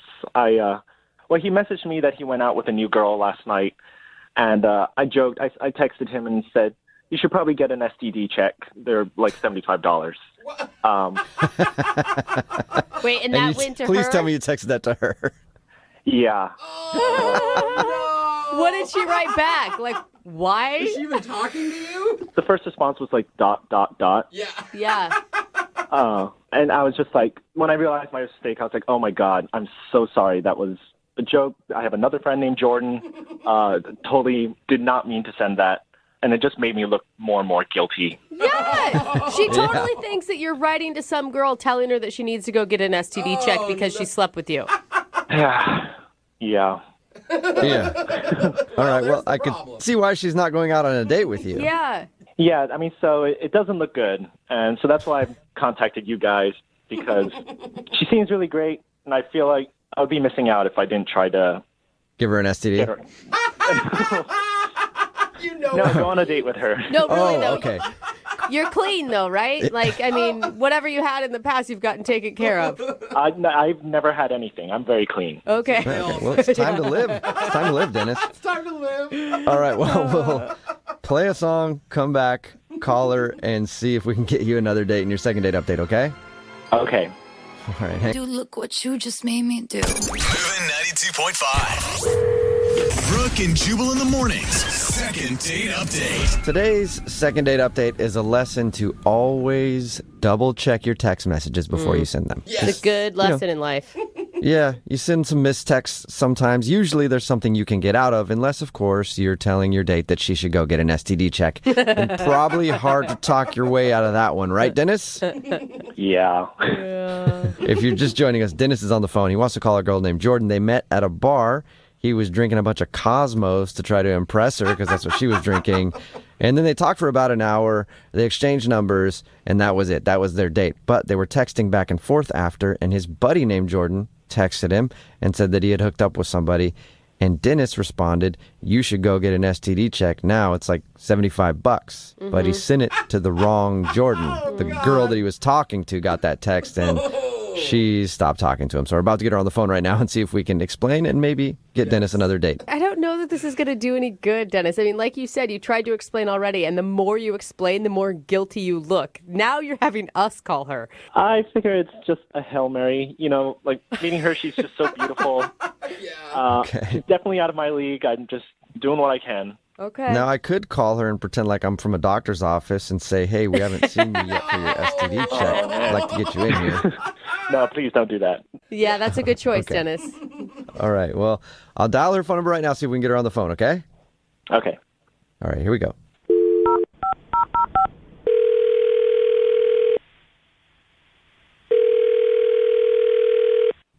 Hello? Hi, can I speak to Jordan, please? This is Jordan. Hey, what's up, Jordan? How are you? This is Jubal from Brooke and Jubal in the morning. I'm fine. How are you? Not too bad. What's going on today with you, Jordan? What do you mean? I don't know. You running errands or something? You got laundry to do? I got some laundry I need to do. I mean, I have work tonight, but Nice. why are you guys calling me? Sorry. You recently met a dude named Dennis. Dennis? Yeah. You met a guy named Dennis at a bar the other day, right? He can throw back Cosmos like a champ. Oh my God. Impressed. You were impressed, weren't you? I mean, with Cosmos, sure. Yeah, of course. Takes a man to be able to throw down like 5 or 6 Cosmos in one sitting, you know? Something like that, I guess. I mean, what's the point? Why are you talking about Dennis? Well, Dennis listens to our show, and we do a segment on our show called the Second Date Update. So Dennis emailed us because he says that you've kind of trailed off a little bit, and he wants to know if he did something wrong. Oh, God. I mean, did he tell you what he texted me? Yeah. He did. And have you gotten checked? That's not the right question, Jubal. No, didn't feel it necessary to get checked. Oh, my God. So he told you that he texted me about the STD check. Yeah. Yeah, and he told us he tried to explain it, but he feels like you think he was lying. Well, I mean... Yes. I would. Yes. I told him I would feel the same way. Like anybody who's going to get that text from basically he's a stranger. I mean, you spent 1 hour with him. Like, why would you believe him? Yeah. No, I mean, that's exactly right. So, and then there was like the rest of the stuff that he said. So, What, like the when he rest was of the stuff that he said? when he was trying to tell you that it was meant for his friend Jordan instead of you. You mean? no, like after that, like there was like a lot more that he said.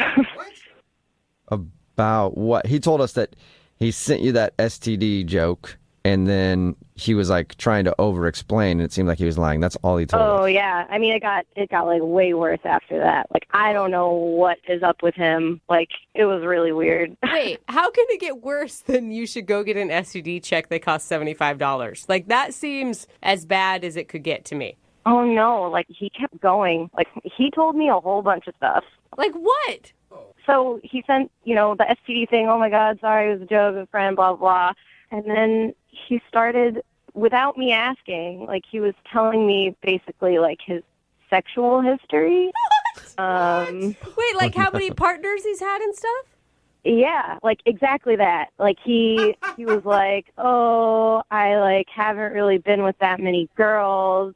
And I was like, okay, like that's fine. And he was like, it was only like 3 women that I've been with. And he's like, and the first time I was a junior in high school, there was this girl, and I only got to second base. And then like, I didn't say anything because like, I don't know. I feel like stuff like that's like not something you necessarily just tell someone that you just met. So wait, like he did like a novel of all of his sexual history back to junior high where he touched some girl's boob. Yeah. I mean, he was talking about like, and he's like, and the next time I was in college and I experimented with a girl. It's like, okay. What were you texting back to him in the middle of all this? Like, why would he keep going? When he started doing, like, going back, giving me all these really specific examples, I didn't say anything. Like, I didn't know what to say. I was just kind of, like, sitting there. Like, I would start typing, like, oh, that's cool. But I didn't send it. So I'm assuming, like, he just kept going. Like and then he was like, and the only other woman that I ever did something with she was much older, and we didn't go all the way. I was like really intimidated, and I didn't know what to do. Like, what do you say to a person like that? I think he was trying to tell you that he wasn't experienced enough to get an STD, even though it only takes one person to give you an STD. Yeah. But I think I'm guessing that was him trying to say, see, I'm innocent. Look how inexperienced I am. That's exactly what I was trying to say. Hang on, Dennis. You're not supposed to talk yet. Well, wait a second. Is that Dennis on the line? Yeah, he's on the phone listening and wants to talk to you. Yeah, Jordan. I'm trying to be honest and open. That text was so embarrassing that, I felt like I need to explain myself. And, you responded with ... and I thought that just meant explain yourself. And so, I just wanted to put your mind at ease. I guess, I just wanted to, explain my entire history to say, the chances of me getting an STD are, next to none. In fact, they're none. Well, Dennis, you have to know how weird that is. It's very strange to give away that much specific information to someone you just met about your personal history. I mean, I'm very excited, You're very beautiful. You're definitely out of my league. So I just, I'm a little inexperienced, and I feel like I gave the wrong message with that initial text. I don't Sounds think like it you was gave the whole message. Yeah, it wasn't the initial text, Dennis. I think that's the thing. It's all of the texts afterwards are, I think, the nail in the coffin for you. But I was very open and honest. You got to give me that. Right? Give him credit. You do have to give him credit for that, Jordan. That is missing, I feel like, in today's world. And I think so. And did you have fun with him at the bar? I mean, at the bar, yes, but it's just too much, man. It's just way too much. Like, And Jordan, you got to give him credit because I would be mortified if all of this information was coming out. And he seems cool with everything, Like, you seem like you're pretty solid in who you are, at least, Dennis. I am solid. I'm nice. I'm honest. I'm very open, and I'm just not very sexually experienced. I think we know that now. I'm nice, honest, and not very sexually experienced. That's the kind of dude that I think you should go out with again, Jordan. Would you like to go out on another date with Dennis? We will pay for it.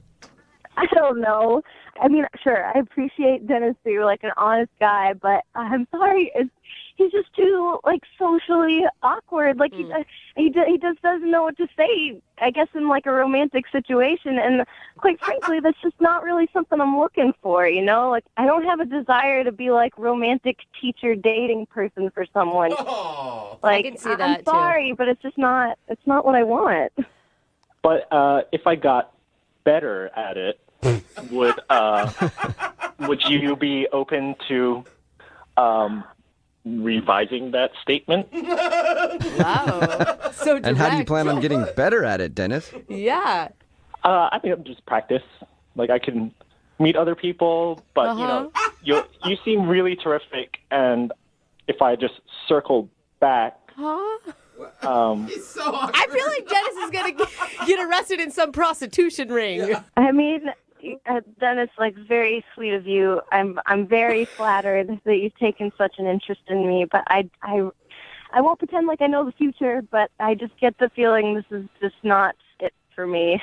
Okay. Oh. But maybe like if you wanted to use me as a booty call or something.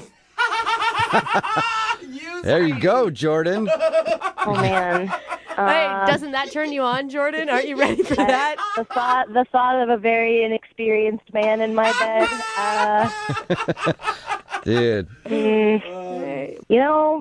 Sure, why not? If I ever felt like it someday, maybe I'll call you for a booty call. Hey! That's awesome. That's great. I mean, I am totally into that. If you ever want to call, my door is always open. Oh man. And I bet he's good at dirty Sounds talk like it. too. Yeah. Brooke and Jubal in the morning. Waiting for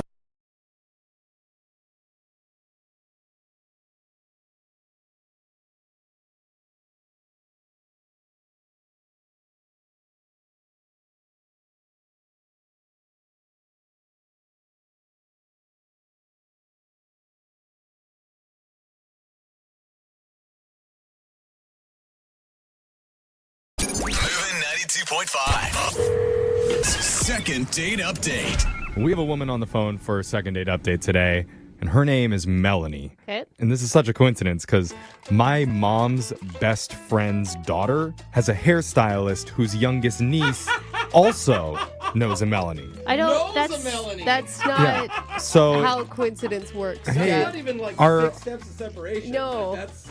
are you her? Are you her? I'm Melanie, but I'm not her. Are you sure? Because I couldn't even follow where that Melanie is. Small world, I'll tell you. Small world. It's not a small Yeah, world. that It's is a huge. really big one. All right. Jeff. Know her, Jeff.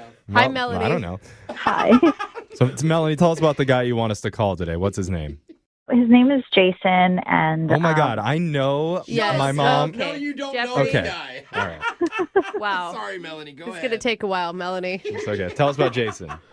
well, I met Jason online through like a dating site, Okay. And I mean, he was adorable. He had this picture of him on Santa's lap as a kid, not as an adult, as a kid. Hey, I have a picture as an adult on Santa's lap. That's not that uncool. She just called you creepy. Yeah. Just so you know, Yeah, Jose, okay, just come in that on. laugh. It was a funny pic. Continue. That's actually kind of a creative thing to do on your dating profile. Yeah. that is. I mean, it's a risk to swipe on, that's for sure. Well, You're swiping on a little kid. It's really a kid. Or maybe it's the Santa, I don't know. there's that. I just thought it was cute. So I swiped and we matched and everything else. He was career focused. He was handsome. So we decided to go out and we went out to dinner. Okay. So how did dinner go? Well, dinner went out great. And actually, there was like this older lady who was sitting kind of close to us, and she leaned over and was like, I hope you don't mind me asking if you're on a date. All right, nosy old lady. No, that's Get out of our cute. business, Gladys. Brooke, she's got nothing to do, okay? This is probably the highlight of Okay, the week. when I eavesdrop on people, you guys call it weird. But when an Yes. old lady does it, then it's okay. Yeah, it's just what old women do. They don't have a whole lot going on. They want to figure out where they're at. She's like, I remember love. Mhm. You know? So what did you say back to her?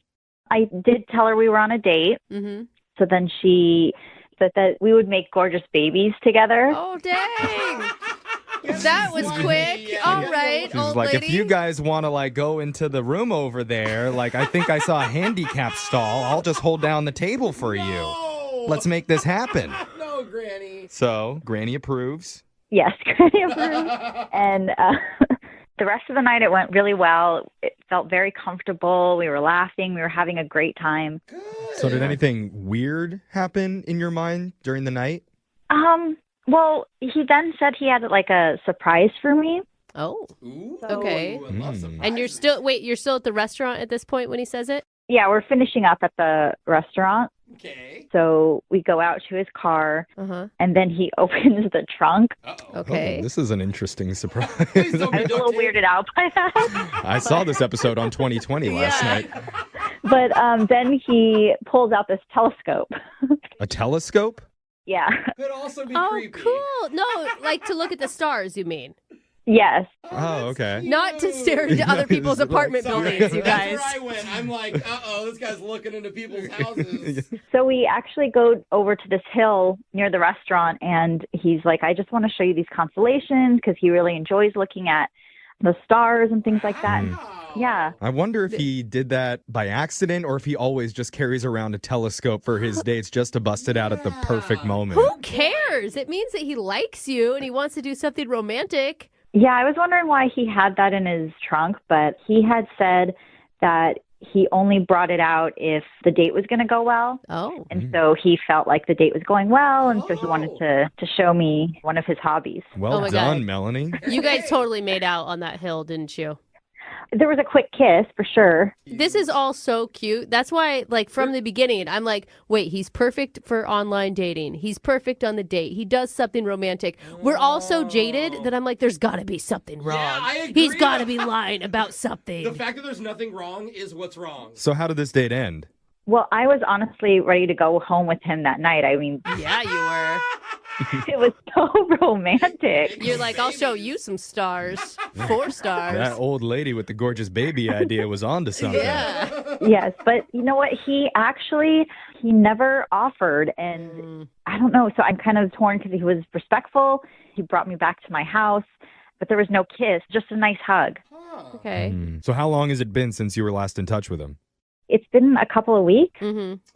I've called him a couple times, and he's just said he's busy. I mean, I think it's been about 3 times he said he's busy. Wow. No one's that busy. He's pointing his telescope at someone else's constellation. I don't know. Oh, that's what you call that thing. Yeah. Well, we're going Like a Big Dipper. Yeah. Well, Melanie, hopefully that's not the case. We're going to play a song, come back, and we'll call Jason for you and try and get you your second date update, okay? Okay. All right, hold on. Moving 92.5. Second date update. If you're just tuning in for today's second date update, it's a special one. We're doing it live from the planetarium. Oh. No, we're not.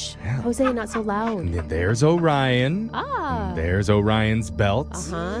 And there's Orion. Oh, Ryan. Hello. Put your pants back on. Or take them all the You're way off. such a naughty boy, Orion. That's not the constellation I was looking to see. I always thought that was a sword. Yeah. Now I know otherwise. Maybe it was that. I'm going to snap a quick pic here. No, leave Orion alone. Saved.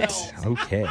What were we doing? I don't remember. I don't but know. All of a sudden, I'm really interested in astronomy. I know. So You guys. We're on the phone with a girl named Melanie. She recently went out with a guy named Jason. They went out to dinner. And afterwards, Jason even took her to his car where he pulled out a telescope from the trunk and gave her a little stargazing session on top of a hill. and that's not a euphemism for anything. No. That's actually legit what happened. They looked through the telescope and Yes. saw constellations in the sky. And then Yeah. a short kiss they shared. It all sounds so romantic. I know. But ever since, she hasn't been able to get a hold of Jason. He just keeps saying that he's busy.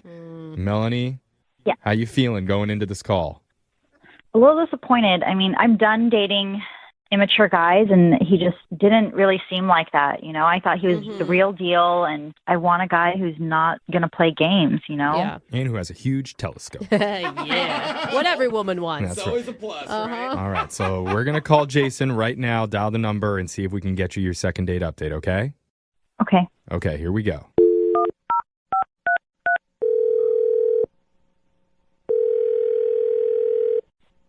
Hello? Hi, can I speak to Jason, please? Yeah, this is Jason. Hey, Jason. My name's young Jeffrey from Brooke and Jeffrey in the morning. You have a moment to talk? Hi, Jason. What's this all about? We do something on our show called a second date update. That's where if you go out with someone and afterwards they're not calling you back, you can reach out to us and we'll give that person a call for you to try and figure out the reason why. Okay. Okay? So, why are you calling me then? Well, because you recently went out with a girl, and her name is Melanie. Oh, yeah, Melanie. Oh my God, how do you say it like that? You guys had such a romantic date. He remembers. I mean, we just had dinner, you know, and there might have been some positive vibes. There's some weird old lady said we'd make good kids together or something. Yeah, that's a good sign. Yeah, and it's she's- also a good sign that you pulled out your telescope and showed her. Oh, okay, so then she told you all about the date, I guess. Yeah. She said that even when you were getting the telescope out, you're like, hey, I brought this, and I figured if the date was going really well, I would take you out and show you where the stars are. Yeah, so at that point, I was feeling pretty good about the possibilities. Yeah. So, you know, we're looking at the constellations, and I point out Venus, and I mention, you know, how it's like kind of synonymous with, you know, fertility. Oh, okay. Well, you ask what her cycle is when when she's real primed up. I mean, that's kind of awkward to say a little bit. I mean, that wasn't the only constellation I talked about. I mentioned all the Oh. other constellations and what their names were. That was just kind of the one, you know, that seemed to have an impact on her in a weird way. Well, I mean, I can see from a woman's standpoint, anytime a guy brings up fertility, it's kind of like saying, you got nice birthing hips. What's wrong with that? It's just not first date material, Jeffrey. Oh, okay. Scratch It's that off my not. compliment Yeah. list. Sorry, Mom. Please do, Jeff. Is that what you mean? Is that what made her uncomfortable, maybe? No, it was actually quite the opposite. She kind of let her guard down and became like super comfortable all of a sudden and kind of revealed this scheme that she had going that kind of rubbed me wrong. Scheme? Anytime you put a scheme on anything, it's not going to be good. What are you talking about? Well, she mentions how she feels like she's getting old and she's already 24 and that, you know, she needs to have 3 kids by 28. What? There's so many things wrong with that sentence. The first being old at 24. I don't know. I thought the whole thing really scared the crap out of me. I wasn't really focused too much on that age, just the 4-year timeline that she's expecting to spit out 3 kids. And I'm just kind of like, whoa, you know, I'm just kind of cruising through the first date here. You know, I'm not even sure our names sound good together yet. I could totally understand why you wouldn't call her back. That would freak me out. Okay, so you're just afraid that she wants to have babies with you immediately. Pretty much. I mean, it feels like she's just ready to get this baby factory going, and I don't know if I'm ready for that. I mean, it sounds like a lot of uncomfortable conversations on your date, but I feel like you could also be jumping to conclusions. Maybe she was just talking about bigger life picture ideas, right? Not necessarily that she wanted you to put a baby up in it. Yeah. I don't know. She seemed to have a pretty strict timeline. Well, let's get to the bottom of it right now, because the baby factory is on the other line listening. I don't think you're allowed to say that, Jeffrey. I didn't say it. He said it. He called it the baby factory. What? Melanie's been on the phone this whole time and wants to talk to you. You're not serious, are you? I am. Melanie, you there? Yes.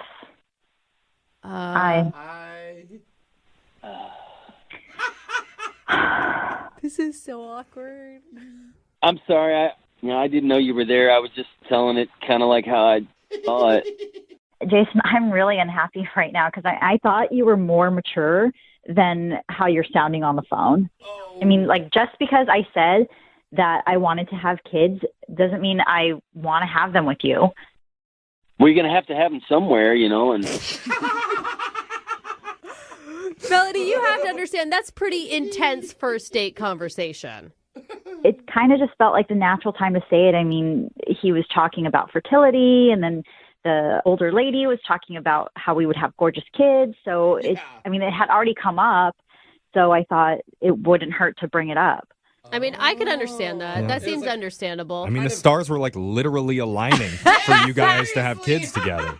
Yeah, I wouldn't go that far, I mean, I think y'all are making this to be like some weird Disney film. It was just like, just a casual date, and next thing I know, I'm being like forced to sign a 4-year contract. Oh my gosh. Not forced. Now you're out of control. Yeah, I agree. Well, that's the thing, Melanie. You have to understand about guys. We're stupid. So if you say, I want to have babies soon, we just automatically assume you're talking about having them with us. Yeah, totally. That's self-involved. I don't know if that's But stupid. that's how men Okay. are. We just think that you're always talking about us. Yeah. Yeah, and she had the old lady's approval, so I felt like she was ready to jump right into it. Jason, I mean, you don't even know what it's like to be me, okay? I don't want to be like an older mom in my 30s going to elementary schools and being the dinosaur mom. You mean Brooke is in her 30s. Okay, I have to stop you, Melanie. Melanie, your 20s is supposed to be spent dating, figuring out who you are, partying, getting it all out of your system. I mean, it's great if you want to have babies, but there's no rush. You're 24. That's the dinosaur in the room.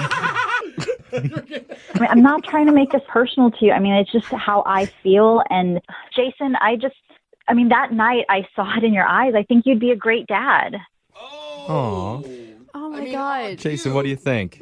You ready to put on the daddy pants? Kids are a lot of responsibility, and I'm still enjoying my life. Well, you'll have at least 9 months for the baby to grow to get used to it. You guys, stop. All of this. Obviously, Melanie's not trying to get pregnant immediately. Yeah. She's just trying to let you know I what her... actually wouldn't mind really soon, so. Okay. Oh my gosh. Not immediately, but soon. Sooner than sooner. Sooner than sooner. Okay. So maybe Jason was right. He wasn't blowing it out of proportion. Not now, like 10 minutes from now. Yeah. Yeah, so you guys see what I'm saying. I mean, it's just a lot to take in. I mean, Yeah. a few hours of knowing this person, and, she's already naming our kids off in her mind, I haven't named all of them, just 2, Just kidding. I mean, it's like a little bit of baby humor. Oh my God. Okay. At least she's making light of the situation. That's good, Melanie. So that was my plan, and I wanted to share it with you, Jason, and I would like to see you again if you're up for it. All right. That's a good offer. So with that in mind, Jason, would you like to go out with Melanie one more time? We will pay for it. At least she's being honest with where she's at in life. You can give her that. Yeah, I mean, that's what she's into, and, she's being honest, and I guess I'm going to have to be honest, too. I mean, I'm not ready to get into that right now. I just think it'd be a big waste of time. Oh, man. I'm sorry, Melanie. Looks like we can't convince Jason to give you another shot. Okay. Well, I mean, Jason, if you have any friends who are mature enough to settle down and done playing games, I mean, you can send them my way. I actually do know some guys that are a little older that, maybe you could get along with really great. They've got telescopes, too. Well, I'm not interested in, dinosaur men, so if they're not too old, I mean, you can let me know. No one in their 30s. Okay, so, this is kind of successful. Jason's going to hook up Melanie with one of his mature friends. There you go. And Melanie, I would like you to name that third child after the morning show, please. Yeah, name it in the morning. Maybe. I'll think about it. Brooke and Jeffrey in the morning.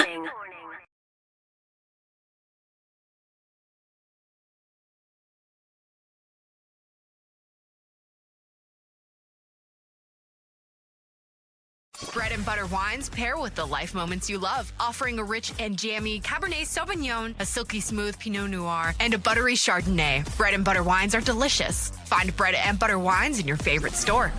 Moving 92.5. Second date update. So over the years, we've had people with all sorts of interesting professions call in for a second date update. Oh, yeah, for sure. And we've had a few former pro athletes, a movie stuntman. Uh-huh. Oh, yeah. And one time, we got a junior level auditor at an accounting firm. That was interesting to me. Was it? You like big numbers? Well, most because my parents do all my taxes, so I don't know anything about that stuff. It's fascinating. Wow. But today's phone call is pretty special because we have someone on the line who says they have one of our jobs, and that's a professional stand-up comedian, just like Jose Bolaños. Cool. Do I know? Well, there's a lot of us out there. I don't know if you know. Out-joke each other? Oh my God, it's Kevin Hart? No, his name is Harold, so please welcome to the stage, Harold. Hey, how's it going, everybody? Hey, see how natural he is? Okay, is that a fake accent? Is that part of your shtick, Harold? Fake. Ain't nothing fake about me, dear, but my fingernails I got on. Okay. Oh, Kind of. Is he all lit right. yet? Can we light him? No, I like this guy. All right. Harold. This guy's going to take my job. Okay.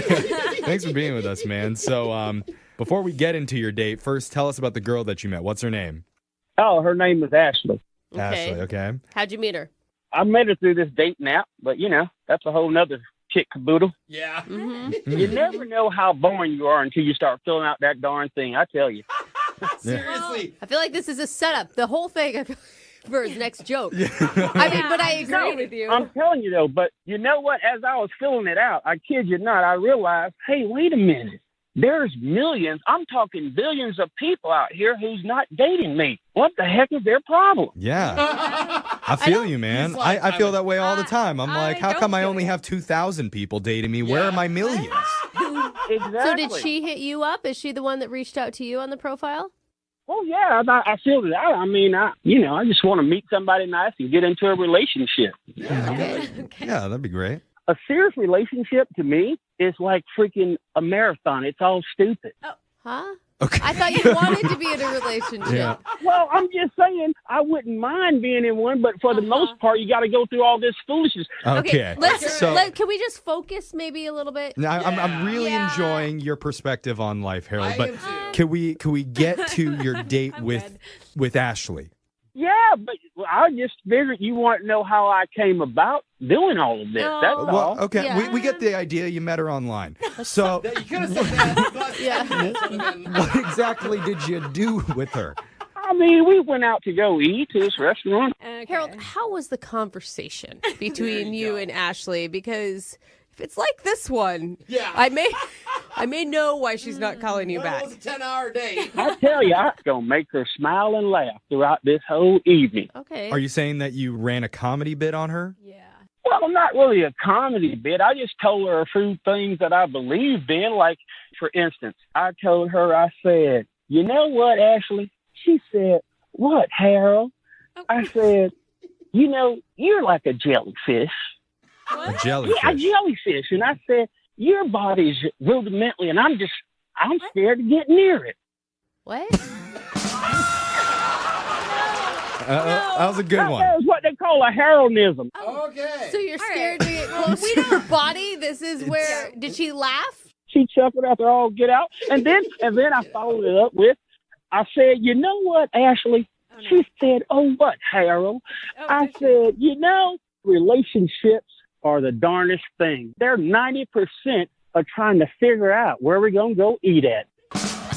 Yeah. I'm good on the heraldism over here. I do appreciate though you reenacting Ashley answering your questions because I really feel like I'm there. Can we get back just to the date again? How do you think your chemistry was? Did you feel a connection there? I did. I mean, I was getting ready to walk her up to her door after we concluded a nice little dinner and walk around the lake, but I was telling her what I thought about doing. I'm sort of glad I didn't. And she was like, well, what's that? I told her, I said, I was going to wear a parachute tonight to our date. A parachute? You wear a parachute? Just play along. Okay. Why are you wearing a Can parachute? you just hear me out? Oh, I'm trying. I don't know why I was going to wear it, but I figured it was going to start up a conversation. Wait a minute. You didn't have a punchline. There's ready? no joke. Harold, you asked her. Wait, hold on. Where's the threw her for a curveball on that one. Improv. You're a You comedian told her now. you were going to wear a parachute, and when she asked why, you didn't have an answer. Right. I showed it to her in my trunk. I said if I got here and I didn't feel my mojo and I didn't feel like myself, I was going to strap on this here parachute and walk in this here restaurant. Wait, there was actually a parachute there? Oh, Yeah, That's what he said. He said he had in an his actual trunk. parachute in the back of his I trunk. follow along, bro. I thought it was a figurative parachute. No, he has a parachute in You the never trunk. know when a good parachute joke is going to come up, so you're going to need the No, props but ready. think about it. Somebody was going to have to ask me. She was going to have to say, now, Harold, Okay. why are you wearing this here parachute? Okay. But she didn't say that. Well, I didn't wear Oh. it, but I'm telling you, I felt good about myself and I had my mojo. Okay. An emergency. All right. Well, I feel like I've gotten a pretty good idea. It sounds like you guys had a lot of chemistry. I think we know. So- Is that what you got out of this? Sounds Jeffrey, like it. that's what you got So out of this? maybe let's fast forward to the end of the date. Yeah. How did the we're night not there end yet? with you and Ashley? I thought he was walking her to the door. Well, with the I'd like to get parachute. to the very finish. What's the last thing that happened? Was there a kiss? Was there a hug? I tell you what now, and I'll be very forthright with you. Okay. Please, as forthright as you can. We for the don't have a first lot of time. When I went there, I went in for that there little kiss, and I was ready to embrace this. You know, like how they show on television, just a long, drawn-out thing. Yeah, romantic. While you were wearing a parachute. No, But bro, it don't was bring it up. mighty short. Okay. My God, it nothing happened. I mean, heck. But I tell you, I mean, I said, thank you, ma'am. And I walked about 4 feet, and I turned around, and I said, you know, if you want, you can call me CB. What? CB. CB? I said, yes, it stands for coffee bean. And then she says, coffee bean? And I walked another 2 steps to my car, and I turned around, and I did a thrust. I said, yes, because I grind so fine. And There we go. This was all worth I it. told her, just like Maxwell House, I'm good to the last drop. Yeah. No drops. All right. Well, Oh, God. Harold, Man. that sounds like a pretty great time. So, Wow. One of you. Jeffrey. in your mind, when you look back on the date, Yeah. Don't ask. I don't think we should ask more is questions. there- no, Listen, oh, you don't think I should ask if there's any moment that Hit the could have gone song. wrong? Okay. No. Please, Well, We'll be all back. right. All right. We'll be back. Okay, let's play a song Thank you. and need we'll a come break. back and then we'll try and get you my your God. second date update. All right, We'll CB? try. Good, because I got a whole plethora of assortment to tell you guys about. All right. We're going to take a short intermission. We'll be back with more of Harold right after this. If you're just joining us for the second date update, we've been talking with one of our listeners named Harold about his first date with a woman named Ashley. Now, Harold is a stand-up comedian, and he went into a lot of detail about their night. But here are the main points that I took away. Okay. They went to a restaurant. Uh-huh. He drove her home. Yes. He pulled a parachute out from the trunk of his car, and he even got a short peck at her doorstep, even though he was kind of hoping for a longer, sloppier kiss. Yeah. You are Yeah. missing the very He end. said swap and spit. What's the very He end? wanted to grind on The her. CB, the coffee bean. Oh, well, he has a nickname. He likes to go by CB, which is short for coffee bean, because he grinds so fine. Yeah. Yeah. He's like That Maxwell I House. feel like is a really important last Yeah. ending shot of Okay. his date. One thing was abundantly clear to me, though, and that's that he had a really nice time with Ashley, and he's bummed that she's not calling him back. That is true. Now, Harold, about ready to make your phone call here. How you feeling? I'm just so appreciative of you guys doing this here for me. I mean, I went jogging the other day, and man, I saw this couple holding hands, and I just started thinking about this little filly, and I'm like, oh man, this makes me hopeful that one day I can find the right person that will hate that couple just as bad as me. I was like, oh, this is sweet. That is. Well, I'm just hoping it's going to be Ashley. That's what I was thinking. Oh, you can roast people together. I hope that for you too, Harold. Yeah. Harold, we didn't hear. I mean, have you reached out to Ashley and she hasn't called you back? I sent her a couple of texts, and I even called, but I got nothing. Okay. So you reached out to her a lot, Probably left is a lot what of it sounds voicemails. like. Okay. Not answering your texts. Well, maybe we'll have better luck here because I'm ready to dial her number, and we're going to try and get you your second date update. You ready to do this, ma'am? Yeah, let's go for it. Hey, Okay. Remember, I feel like I have to say this. Wait until it's your turn to talk. Yeah. Jeffrey will handle it from the I'll, beginning. I'll call you in when I think you should talk to her, okay? I tell you guys, that might be a little tough to do because, hell, I got a lot of Heroisms I need to get rid of. Okay. No, we're trying to get you another date, Harold, Yeah. so just dampen the Heraldisms just Just for a hold couple on to minutes. them for a little bit, okay? Less is more. Let me try and get some answers from her, all right? All righty. Okay, here we go. I'm going to dial her number right now.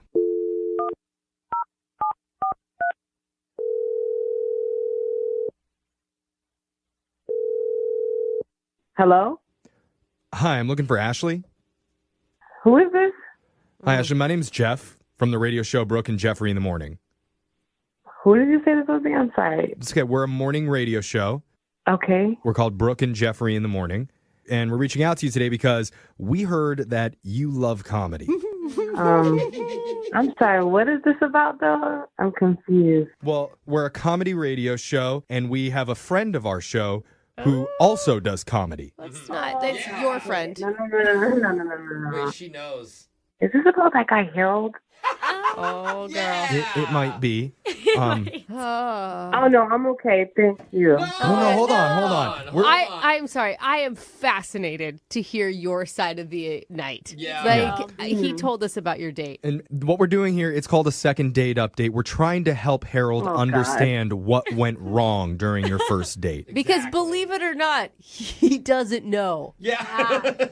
Wow. That's amazing that he doesn't. Yeah. So we need your help. Yeah, because we all understand that Harold is a one-of-a-kind type of character. Well said. Yeah, he sure is. You know, so is there something about him or about the date that was a problem for you? Or a few things. Well, to be honest, some parts of it was fun. Because he's a comedian and so his jokes were even a little bit fun. Okay. Yeah. But some of them didn't even have a punchline, Like I just looked at him. Yeah. He just talks a lot. Yeah. I'm not sure what you mean by that. Yeah, of course you do. I mean, did he ever take a second to ask you questions? No, that's the thing. And that's the thing that made me kind of go this is not going to work because for me, the number one thing I need is a phenomenal listener. Well, I mean, sometimes people talk a lot when they're really nervous because they're out with someone that they like. Yeah, but that's okay. 70% of the time, okay, I get it. Get a glass of water. Yeah. Take a second. I understand how you're feeling, that maybe you don't know if there's a bond there, but I don't know if Harold would necessarily agree with you on everything.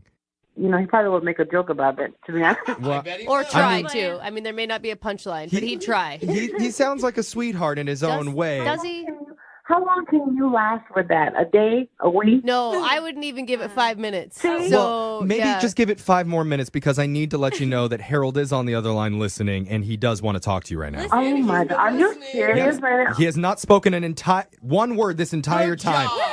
Harold, are you there? It's been hard, I must say. But I just want to clarify something real quick.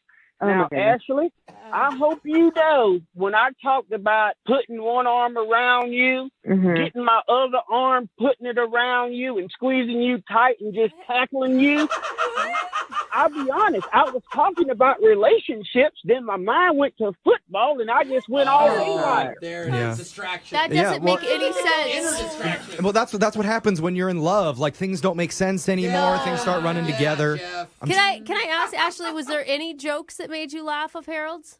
He said one about a possum. I'm trying to forget. I don't even want to think about that, to be honest. I don't think we heard that one. I can't discuss that one on the radio, so.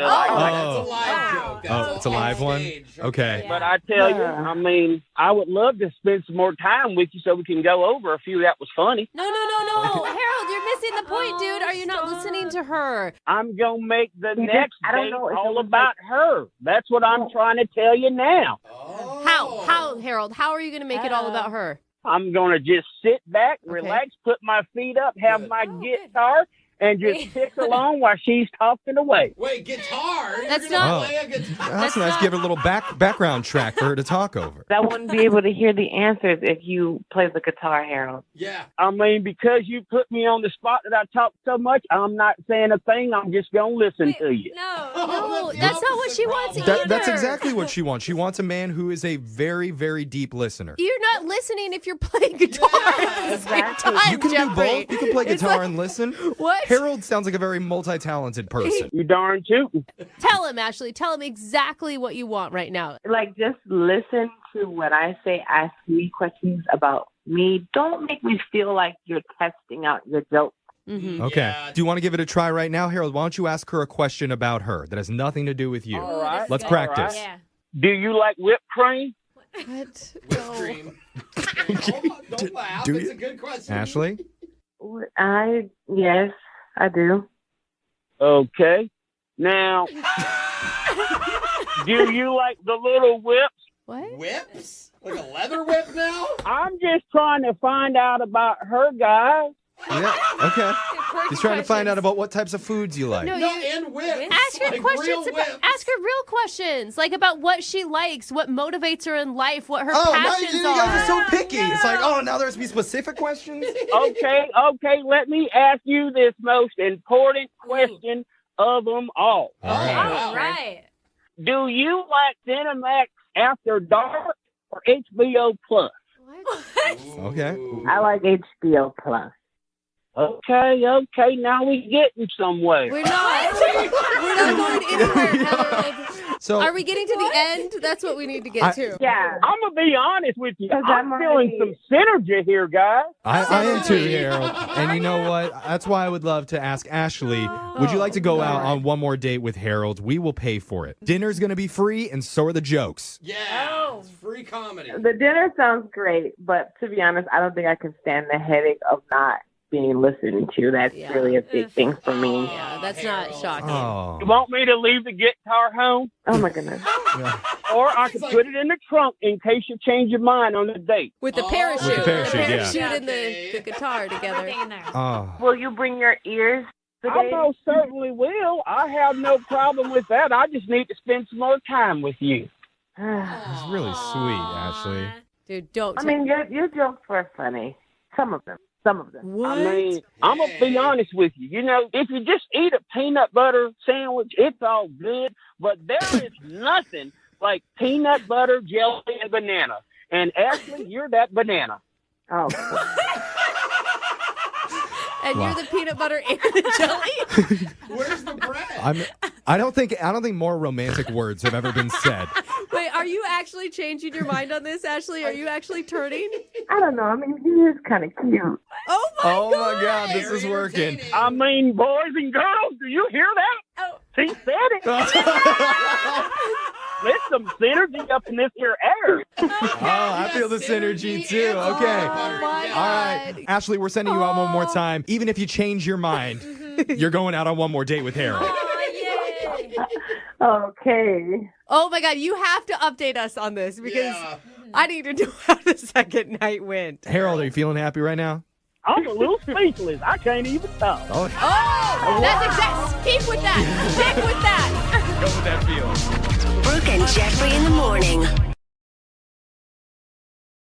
Moving 92.5. Brooke and Jubal's second date update.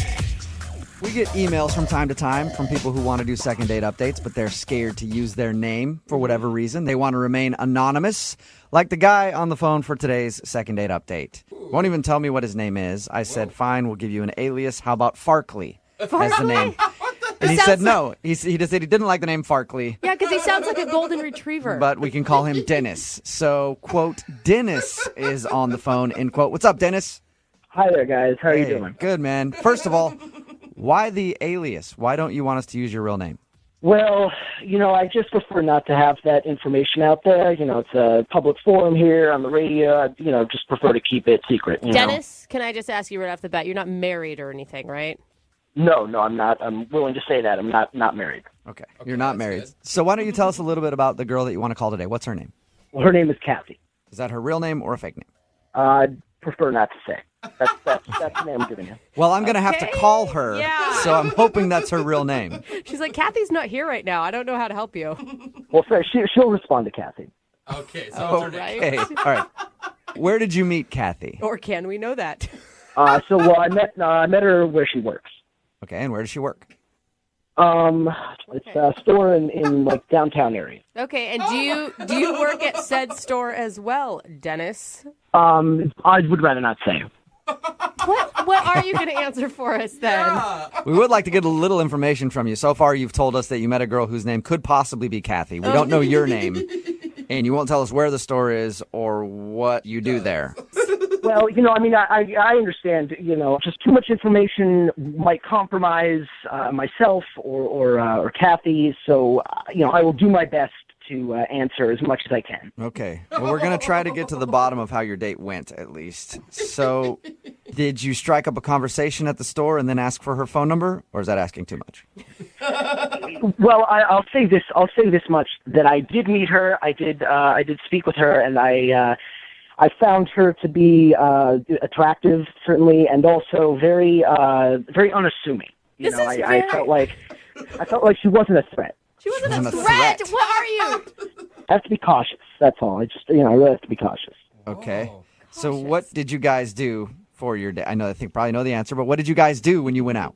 We went to a place and had a conversation. Can I ask what type of place it was? I will tell you it was an eatery of some sort. An eatery. Okay, so you ate food. Are you able to open up to Kathy and just not us? Like, at least on the date you had real conversation? Honestly, I'd rather not get into the specifics of that. I will say that we had a conversation, and I found it to be engaging. I'll say that. So did you have a good time? I feel like you can tell us that without too much information. I will say that much. We did. I thought it was I thought we had a good time. Okay. Ooh, we figured out something. So you went out with a girl that you met somewhere, and you went somewhere. You ate that something maybe possibly. had food, and then you enjoyed yourself. Yes, that's all correct. Okay, so what do you think went wrong in your very vague date? I will say that I didn't notice anything in particular that might have gone wrong. At the end, we did go back to her place, and I did try to kiss her. Okay. But she said to me she didn't want to kiss. And I remember she said specifically, "Let's save it for next time." And I'm sure that's what she said because I made sure to write it down. What? You wrote it down? Like in your diary or what? Well, I wrote it down when I got back to my car. I had a notepad in my car. I wrote it down. Okay. That so is she said, weird. "Let's save the kiss for next time," meaning she probably was hoping for another date with you. Yeah. Well, that's what I thought. Yes. Why are you writing down what people say? Well, it's a good tool for remembering conversations. You never know when you're going to have to recall what happened. I try to keep a good record. Right. You never know when you're going to be calling into a radio station to do a second date update, but not giving them any information other than what the girl said to you at the end of the date. I'm sorry, guys. I know it sounds ridiculous that I can't say very much, but look, I listen to you guys faithfully every day. I know you guys are very funny and find you very helpful. And, I was hoping, granted, I know I'm cautious, but I'm hoping you can help because, honestly, you're basically the only ones that we can trust. We meaning That is- like the royal we, like you are calling yourself we, or you and her? Yeah, I'd rather not get into that, but Of course you rather wouldn't. but I will say that you guys have no motivation to put us in harm's way. So that's, I feel I feel like I can trust you. Not at all. I want to get you a second date. I'm just hoping this works out because I have no information. Dennis, are you concerned at all? Because you've heard these second date updates that when we call the other person, Kathy could tell us all sorts of things about you. Well, I don't think that's possible. She doesn't know enough about me to compromise me in any significant way. And frankly, I'm also very concerned about her safety. Whoa. You're concerned about her safety. Yes, well, I've tried to contact her since our date each day, and she hasn't responded. So I'm growing, concerned. What do you mean, don't like- think that maybe she just didn't want to go out with you again? Based on what I wrote down, let's save it for next time. I'm doubtful. Okay. Wait, what could be the worst case scenario here? Like she's kidnapped? Well, I'd rather not go into the specifics of that, but I'll just say it could be bad, and I'm hoping that you will be able to get her on the phone. Okay. Well, we'll play a song, come back, and then we'll call her and get your second date update, okay? All right, thank you. Okay, don't go anywhere. Okay. Moving 92.5. Brooke and Jubal in the mornings. Second date update. If you missed the first part of today's second date update, it's one that's shrouded in mystery.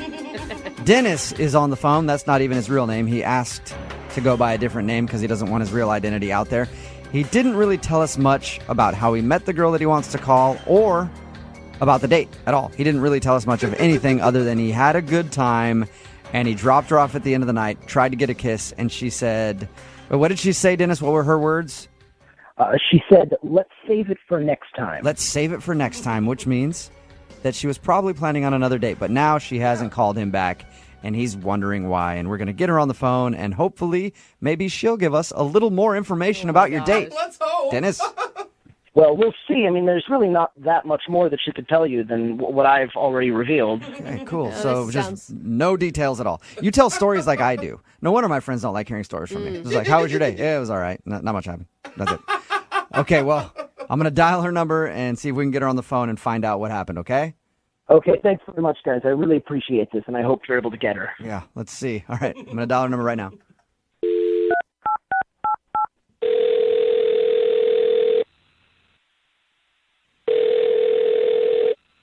Hello? Hi, may I speak to Kathy, please? This is she. Oh, that is your name. Cool.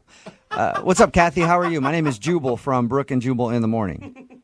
Oh, I'm good. I'm sorry, who is this? This is Jubal from Brooke and Jubal in the Morning. It's a radio show. Oh, sorry. Can I help you with something? Yeah, you can. We actually got an email about you from one of our listeners. And this is going to be hard for me to tell you who it is because I don't really know much about him or what you guys did together. But apparently you went on a date with somebody who listens to our show. Okay. And now you're not calling them back for another date. Okay. Who was it? Well, he wouldn't tell us his real name, but he's going by the name of Dennis. So did you go out on a date recently with like more than one person?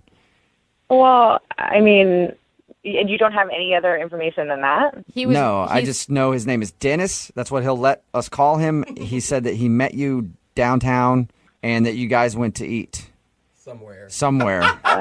And that he tried to kiss you at the end of the date. The only details that I have is that he tried to kiss you at the end of the date and you said to him, let's save that for next time. Okay. All right. So you're talking about... I you would give too much information right off the top.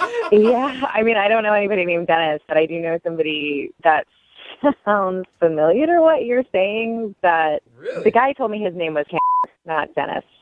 Oh my God. He was so frustrating to talk to. He wouldn't give us any information and acted like everything was some secret about his life. Right, yeah, exactly. So, yeah, it could be Dennis. It could be anything. I have absolutely no idea. I don't really know the guy that well, and I didn't really know him much better after the date. So I have no idea. Okay. Can you tell us a little bit about your date? Because he didn't give us any details.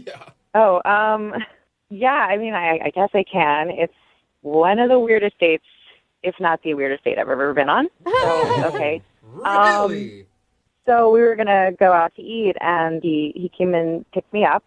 And he seemed really normal, like just talking to him, except for like these weird little things that would happen. Like when we actually got to the restaurant, he asked the hostess if we could sit at a table in the back of the restaurant, like, further back from everything else. Okay. And he asked for that, like, really specifically with the hostess. Weird. And I'm, like, thinking to myself, this guy has got to be married or have a girlfriend or something because he's being so secretive about it, right? I mean, okay, so he's a little picky about where he wants to sit in the restaurant. That's not like the worst thing in the world, is it? Oh, my God, I didn't even tell you guys the best part. There's more to it than that? Yes. So we're sitting at the table, and he looks at me seriously, and he says, would you mind if we go secure? What? And I'm like, yeah, exactly. What does that mean? Yeah. What do you mean secure? And he takes out this, like, magnetic-looking thing. It looks like a pen. And he asked me if he could wipe my cell phone. What do you mean? With like a Clorox clean wipe? Yeah, I mean, I guess I asked him, I was like, well, what do you mean? And he's like, oh, well, I'm just going to clear the information from your cell phone and then you can turn it off. And I was like, I can just turn it off. No, you can't wipe my cell. Yeah, I need the information on my cell phone. Yeah, exactly. So, I asked him, I was like, what's your deal? Are you married? Do you have a girlfriend? Is there some reason that you're being so secretive about this? And he started laughing really loud, like uncomfortably loud in the restaurant. And people were staring at us. And he's like, no, of course not. It's just the line of work that I'm in. What? And I was like, well, what kind of work do you do? What line of work are you in? And he said, if things go well, then he'll disclose more information to me later. Oh, my gosh. That would make me go on a second date alone just because I'd be dying to know. I know. It was totally intriguing. I really wanted to know more about him. I really wanted to know, like, what is this guy hiding? Did you ever get an answer on that? No. No, I did not. I mean, it was the weirdest date I've ever had, and I was just over it. So I wasn't going to call him back after that. Well, it's unfortunate that you weren't going to call him back because I have to let you know that he's actually on the other line listening to this conversation and wants to talk to you. What? Yeah. Dennis, are you there? Yes, I'm here. Hi, Kathy. First of all, I'm very happy to hear that you're doing all right. I was worried about you because I wasn't able to get in touch. But look, I have to say, I know it sounds bad when you recount it that way, and it sounds like I was being strange and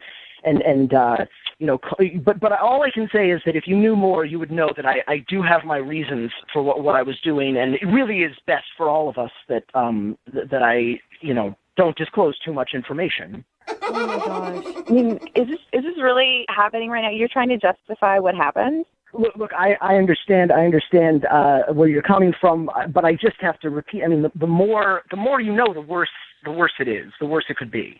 What? So then, why would she want to date you if the more she knows? Look, I will say this: I did really like you, and I wonder, if I tell you a little bit more, would you consider going on a second date? Probably not. I mean, just give me a chance to tell you. I can tell you a little bit more, and maybe you can decide after you know more. I would love to hear a little bit more. Yeah, me too. I don't know if I do. Dennis, can you please tell us a little bit more? Give us some information about yourself, please.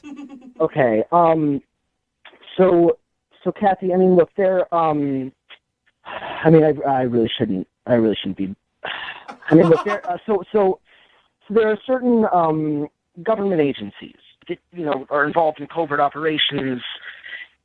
I'm oh my God, are you a spy or something? Well, okay, I will say this. No, I am not currently involved in any of those government agencies. I'm not currently involved, but I'm very passionate about that line of work, and I would like to be a part of it someday. What? Oh God! So wait, what? You want to be a spy? I will say I would like to be a part of these elite government agencies. Okay, that's not the way you do it by pretending like you're a spy right now. You like, I don't know, join the armed forces and go through training and maybe go to college. What? Why do I have a feeling? Why do I have a feeling he's living in his mom's basement? Yeah, He's like some internet hacker. I've done a lot of research, and it involves a good deal of self-control and a certain style of, of living. And I'm just sort of preparing myself for that now to make sure that I'm ready. So weird. Dennis, have you had any interviews with any of these government agencies that you're hoping to one day be a part of? I really can't. I can't reveal that. I mean, Yes, you can, actually, Dennis. You can reveal all of it because nobody cares if you reveal that information, not even the government. Well, I mean, you can think what you want on that matter, but that's why I'm in training for this, and you're not. All right.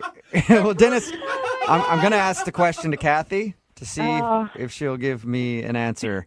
Kathy, would you be interested in going out with Dennis again, a second date with a spy in training? Maybe you can learn a little bit more about him. We'll pay for a second date.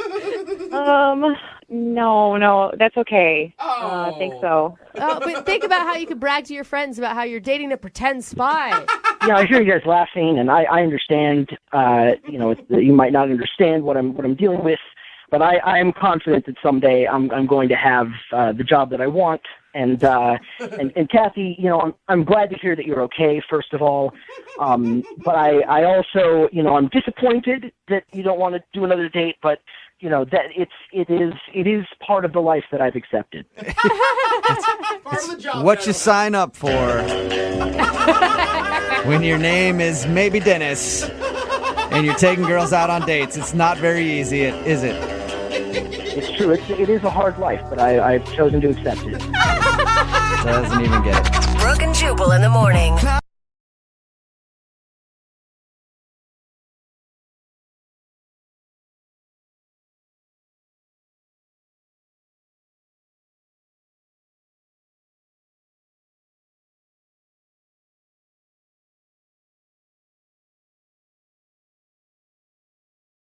Moving 92.5. Second date update. We got a request for a second date update today from a guy named Kenny. Okay. But this is a little bit different than the ones we've done in the past before because he wants to call a woman, and apparently they already live together. What? Then just go to the other room. Yeah, just talk to each other while you're watching TV. Kenny, are we calling your mom? No, man. I'm not calling to get a date with my mom. Oh, okay. I mean, no judgment. Brooke's from Idaho. She's seen much weirder relationships go down. So. Actually, I'd like to argue, but I can't, Kenny. So who are we calling? Well, it's a girl named Twixie. Twixie? Like the candy bar Twix with a Y? Yeah, I-E. Oh, wait, hold up, though. How do you live with this woman and you haven't taken her out on a date? Like, why do you need our help? Oh, no, I don't live with her. Literally, we live in the same apartment building. Oh. Okay.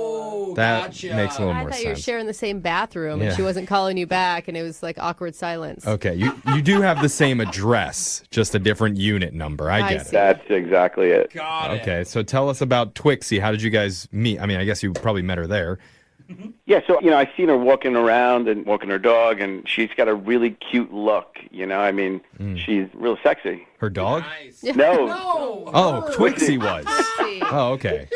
It's a real gamble, though, if you're going to ask somebody out that lives in your same apartment building. Because if it doesn't work out, you both still live there. Like, that's awkward. Yeah. I guess, but I wanted to give it a shot. You got to shoot your shot. And how often had you talked to her prior to asking her out?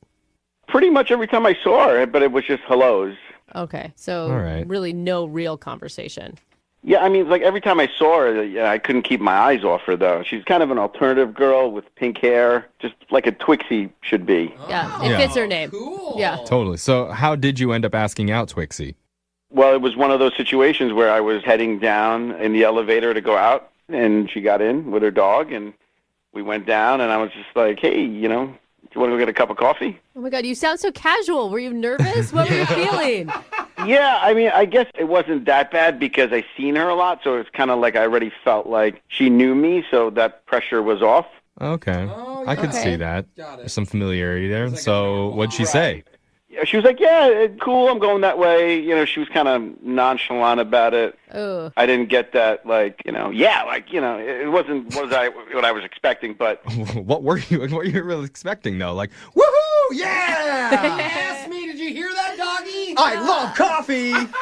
Well, I mean, you know what I mean, right? Like, I know what you mean, Ken. You seem excited. She said, like, I'll do that because I'm headed that way anyway. Yeah. It wasn't even like, I'll go out of my way to go get coffee with you. Right. It was like, Ooh, that sounds fine. fun. I have nothing better to do. Okay. but I'll take what I can get at that point, so that's... All right. Totally. How'd coffee go? It went great. She's really interesting. She's like very unique girl. She, besides having a pretty face and real sexy when she's walking her dog, she got a calligraphy business. Cool. Oh, that's cool. That's rare. It takes a lot of patience and practice to do something Yeah. like that. That's like the writing, right? Yeah, where you like write fancy things. Fancy writing. And then she picks her own berries to make her own jam. I mean, I've never met someone like that. This sounds like a hipster to the T. Yeah. Or doesn't a it? grandma, like, walks her dog, like, does calligraphy. Oh, okay. So did you ask her to like come sample some jam sometime at her place? Can I taste your jam? Yeah, well, there's an opening there. Okay. No, I mean, I kept it cool. I was a gentleman, and I didn't want to come off too strong, and was hoping to, move in on maybe the next date or like a dinner or something. Move in together on the second date? Come on. Man, you're going quick. I mean, like, did she give you any indication what her vibe was towards you? Well, unless she was just being super polite, she seemed very interesting or interested in what I was saying, and I know I was extremely interested in what she was saying. Do you think there's any way it could have been misinterpreted, like she didn't realize it was a date, maybe? Mm-hmm. Since it was so casual? Maybe, but something else happened after the date, and that could possibly be the reason why I haven't heard back. Okay. What happened? It was like the day after we went out for coffee, and, I just happened to go outside because I saw her, outside. Yeah. And I wanted to say I was coming out to stretch my legs, but I think it came out like, hey, I came out to spread your legs. Oh, my God. Oh. And wow. What was her reaction to hearing that? And did you kind of mean it? I mean, I kind of meant it, but I mean, she... Yeah, I mean, you know where I'm going with this. Yeah, right? she had the same reaction Oh on my the God. elevator, and she was like, yeah, sure, whatever. Whatever. Did she slap you? Yeah, she had a shocked look on her face, Yeah. but then I caught myself and told her what I really meant to say. Oh, my God. It's one thing to mess up your words, but when the messed up words make sense. Oh, and God. another- It's so bad. it's And you so can just, bad. like, see the words coming out of your mouth, but you can't control them anymore. And you're like, what just came? What did I say? What did I do? Oh, so now what? Have you been able to talk to her since then? It's been like 4 or 5 days. I texted her, no response. Oh, man. It's got to be that, dude. Yeah, you're gonna have to move, You man. didn't text her like a leg emoji or anything, did No, you? yeah, don't keep running with That's it. why I was hoping for a little help here, All right, Yeah. well, no promises here because of the whole spread the legs comment. Oh I my can't God, make any seriously. guarantees. We're gonna play a song and we'll come back and we'll call Twixie for you and get you your second date update, okay? All right, cool. Thank you. All right, hold on. If you're just tuning in for the second date update, we're on the phone with a guy named Kenny. Mm-hmm. And Kenny, I'm just going to be honest with you, man. From what I heard in the first part of this call, you sound like you work out. What? What? Am I right? How did you tell? I'm pretty healthy. Look at that. You hear that? You just hear the testosterone in his don't, voice. bro. Are you What kidding part of me, your Kenny? body am I thinking about right now, Kenny? My arms?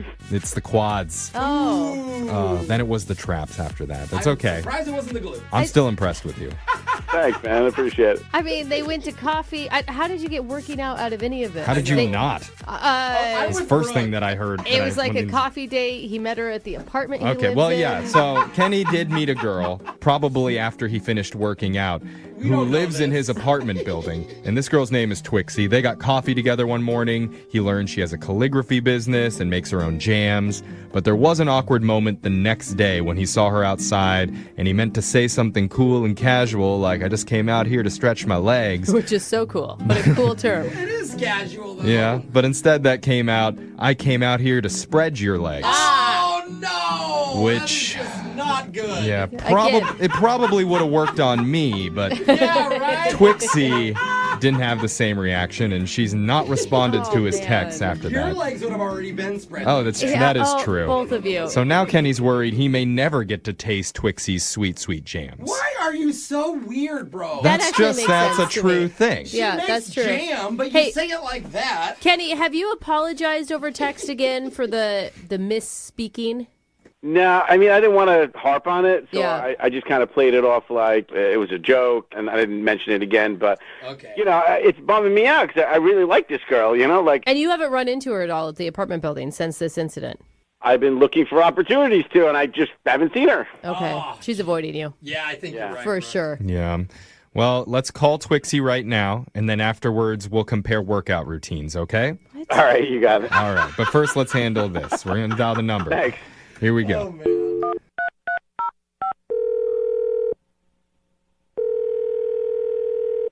Hello?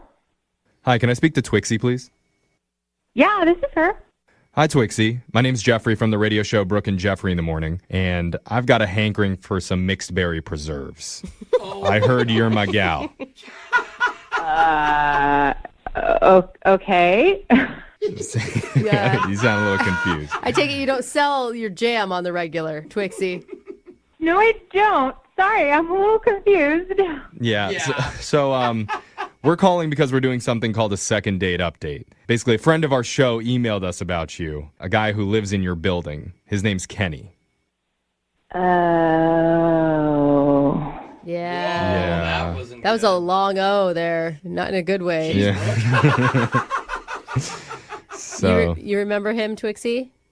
Yeah, I remember Kenny. Yeah. Kenny remembers you too. He told us about spending time with you at the coffee shop. How was that for you?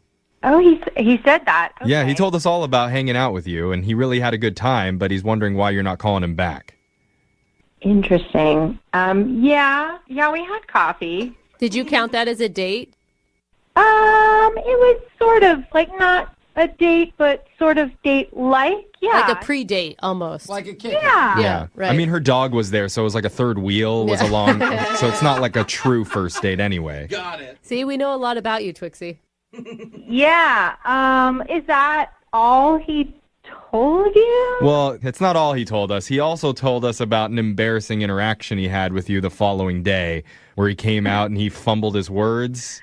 Oh, so he told you what he said. Okay. Oh my God. Yeah. So he's worried about that. Is that the reason that you're not calling him back? Were you just not attracted to him or something?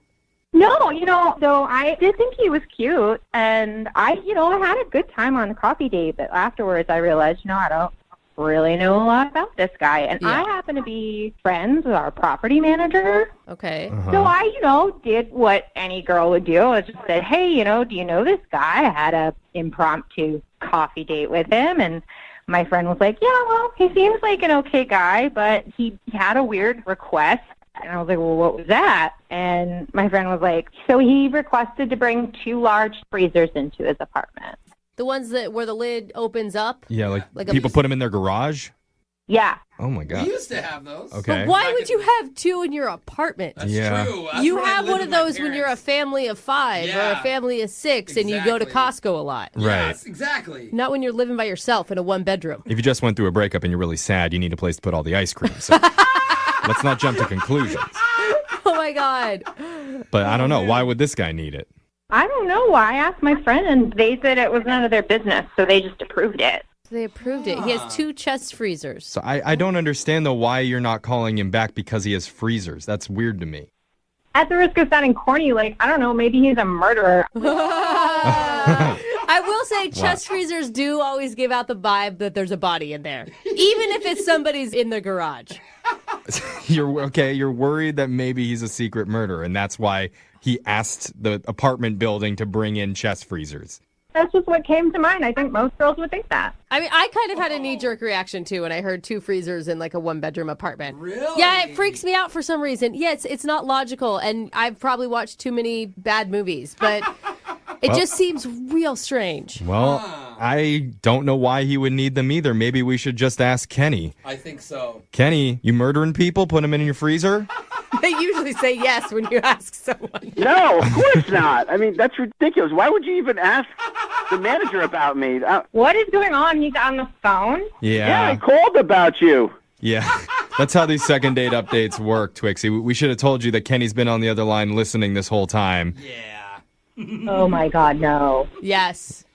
Yeah, I mean, well, obviously you're not responding to me, so I just wanted to see how I could save this thing. But, I mean, I think it's gone a little far now that you're, you're making assumptions about me murdering people and, asking the property manager about me. Why is that what you're focusing on when you should be explaining why you have 2 freezers? If you really have to know, I definitely use one of them because I'm on a cow crowding app. It's for meat. Yeah, human meat. Human meat is in there. Said cow. No, it's like beef and chicken and pork and whatever. It's like whatever I feel like eating. I store it. So wait, Twixie, do you believe him? You think the freezer's for meat? It seems really convenient. Now he's saying he has a freezer full of meat. I don't understand why I'm supposed to believe him. I just want to be left alone. I would invite you immediately to come upstairs and look at my meat. Okay, again, really that bad, did not help your case, Kenny. I thought it was pretty sweet. Look at the freezer, the meat in the freezer. You know what I mean? You're going to push Here, her in. yeah, come up, you single woman, to my apartment. Okay, so, my gosh. well, you said one freezer's full of meat. What's the second freezer for then? Oh, yeah. I do this thing called cryotherapy. It helps me with training and so forth. Athletes? Wait, what? Home cryotherapy? You got a chest freezer to sit in an ice bath? Isn't that what cryotherapy is? Yeah, It's not a bath. It's like really cold temperatures that you like stand in. Yeah, for a certain amount of time. Dude, it is really dangerous to get inside a chest freezer. Doesn't it lock from the outside? Well, I asked my doctor, and he said it was totally cool. It actually helped my performance. A doctor told you to do this? Yeah, a guy I know online that said it, and I just wrap my body in gauze and get in it. Oh, an online doctor told you it was okay to get in a chest freezer. That Okay. makes sense. Yeah, now you're totally good. I don't know why I even doubted you. But why do you have to wrap yourself in gauze? That's the proper protocol for cryotherapy. Probably so you don't get freezer burn. Yeah, seriously. Of the freezer. Seriously, look it up. Wait, you're sitting in a chest freezer. You don't close the lid, right? Yeah, I close it to get the full effect. What? Hey, I just want to know who's the guy in the back laughing at me like all the time. That's me. That's just Jose. He laughs at everything. Yeah. Don't worry. And this So, is really so funny. Twixie, now we know that one of his giant freezers is used to store a bunch of meat, and the other one he uses to do some home cryotherapy on himself. You were right. It works out. Is that work for you? No, that's almost weirder to me. Oh, you prefer that he was a murderer again now? I would have gone with the frozen body parts. No. This is just too strange. I'm not interested at all. Oh, hold on. Before you start throwing out crazy things like that, I just have to ask you first. Crazy? Would you like to go on another date with Kenny? We'll pay for it. We'll supply the ice so you guys can cryo freeze together. Hey, he can show you. As tempting as that is, no. Oh my God. Come on, I bet he's... Shocker. God, women just do not accept anything from men these days. Just so judgy. Kenny, this is not a DIY operation, okay? You need to stop doing that and go to an actual cryotherapy, whatever they are called. Why? I invested all this money so I could do it at home myself. Bro, it's like you're going to go tanning in the oven? No, you just go see the professionals. Yeah, make fun of me. That's all right. No, we're worried about your safety. Yeah, dude. Just make sure it doesn't lock. That's all. Oh my God. So, okay, man. I'm sorry, Kenny. No second date with Twixie there. I do feel bad for Kenny. It's not fair to judge people like that. No, I'm with you, bro. It's something I do for myself, for training. Okay. I'll come lie in the freezer with you sometime, Kenny. You and me, okay? Thanks. Moving 92.5. Moving 92.5. Brooke and Jubal's second date update. The guy on the phone for a second date update today already knows where his date went wrong. Really? And the bad part about it is he was pretty much guaranteed to get a second date, and then he did something really bizarre and screwed everything up. Oh, no. So now he needs to see if he can apologize and get a second date. Chris, why don't you tell everybody what happened? I will. Oh, you sound so defeated. Oh, no. Well, you'll understand. Okay. So, I don't date a lot. I want to just preface that. I get nervous really easily. So, a couple of weeks ago, I went out with a couple coworkers at a local bar. We're all, tech guys. And we were just having a couple of drinks, and it's getting real fun. And they kind of dared me to spot the hottest girl in the bar, and you should go talk to her. That's a good dare. Yeah, classic dare. I was really nervous about it. I just get way too nervous. I don't talk well. You don't sound I don't nervous. talk well. You don't sound like a nervous guy at all. Yeah, you get it. And so they ended up finally coercing me into doing it. So, I spotted who I thought was the hottest girl in the bar. Uh-huh. And I went over and I was like so nervous. I ended up pulling up my phone and doing a Google search for like pickup lines. You didn't. Why did you go to that? Because I didn't know what to say. So what'd your phone come up with? Well, the one I used was, and I said this to her while looking at my phone, Oh, God. was, "Hey there, if you were a sheep, I would clone you." That's it? Well, that's the one you chose, huh? Yeah, well. Winner. That's actually kind of endearing. Like, you're looking at your phone. You're obviously nervous. Okay. I mean, Yeah. she fell for it, right? She liked it. She thought it was really funny, and she ended up pulling up her phone. We ended up having sort of like a Google search for pickup lines. She's like, I bet you I could choose like 10 that were better than that one. Yeah, she definitely outdid me. Yeah. All right. So you struck up a conversation that way, and how'd everything else go? It went great from there. We had a couple of more drinks. We were talking the whole rest of the night, and probably like 11:30 or midnight, place was slowing down. She ended up whispering. She said, "Let's go back to your place." And I was amazed. I was like blown away. Yeah. Like, what? This can't be happening. Are you talking to me? Did you say it? Did I hear what I think you said? I just tried to play it cool, which is just me sweating and not saying anything. Good way to play it cool. Probably didn't know at all that you were nervous. So yeah, but we ended up going back to my place. Okay. Things were moving in a way where the stuff was definitely going to happen, more than just making out. What? Did you have to Google that too? I probably should have, because next thing I know, she's like, she has to like go into my bedroom and just sort of get ready, kind of get a little more comfortable. And she's like, "Give me a minute, I'll tell you to come in." And so I let her go into my room. Wow, she's like a seductress. I mean, I don't know if she's seductress, but she's definitely more experienced than me. I mean, it seems like she's been with a lot of men. Me, I haven't been on a date for, maybe 2 years before this. Okay. So I'm sitting in the kitchen waiting for her to kind of like tell me when she's ready, and I start getting nervous again. Right, because she gives you time alone with your own thoughts. That's a horrible thing to do for you. So I started like freaking out, thinking, oh no, she's experienced, I'm not. What do I do? In my head, I get this idea that like I gotta spice it up. I gotta deliver when I walk in this room when she beckons me in. So I start going through my cupboards, and I found my jar of Nutella. Oh no. And I got this great idea that is like, hey, you know what? Like, I've seen movies and stuff, and people like eating stuff off each other. Oh no. That's sexy. That's fun. So I ended up stripping and putting Nutella on myself below. Did you use a butter knife or did you do it by hand? I just have to know. I wasn't going to put a knife down there. And you slathered yourself in Nutella. That is not an attractive looking substance, by the way. I thought it would be fun, and people like hot chocolate, but it's definitely doesn't spread easily like it does like on the commercials or the ads.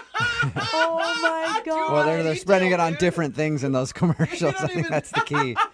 At any point during the spread, did you think, like, maybe this isn't a good idea? At one point, I had both my thighs covered and my entire arm. I don't think there was any point of going back. Yeah. You can't really play that off. You covered a lot of body area. Yeah. I was thinking just like the important ones. Your entire arm was covered in Nutella? That was just like me trying to like spread it all out so it looked somewhat even. I was trying to make it look impressive as much as possible. Except for it leads to like hours of having to lick it off. Like you're tired by the time that's going to be done. I didn't think any of this out. It was just impulsive. What did she say? What happened when you walked in the room? Oh, yeah. Well, she called me in and I went in there completely covered in, almost completely covered in Nutella. And that image? Yeah. It was kind of just like immediately she was first surprised, really confused, and then just horrified. Did you explain to her that it was Nutella before she started thinking it was other things? That's the thing. I don't think I ever did explain it was Nutella. I think she just got up and she You left. just pooped yourself or something? I hope she didn't think that. You're just like, all girls love Nutella, right? Did she say anything to you before she left? She just said it's late. I gotta go. Oh. Or just let you sit there sticky? Yeah, I mean, I do remember her saying, no, don't. Wait, don't go. And then she just kind of didn't respond and just walked right past me. Oh, wait, don't go. I need an adult. I need somebody to help me clean up. Yeah. Oh my God. Did you hear from so her funny. at all after this such an embarrassing experience? Well, no. Oh, I mean, I've been trying. I just called her and I've sent some texts, but she hasn't responded. have you explained yourself in any of the phone calls or text messages? I was kind of wanting to talk to her directly. So she hasn't responded, so I haven't had a chance to. But I think if I could, we'd have a chance of going on like a second date. Yeah. Well, I bet she'll maybe. remember you when we call. Oh, God. Yeah.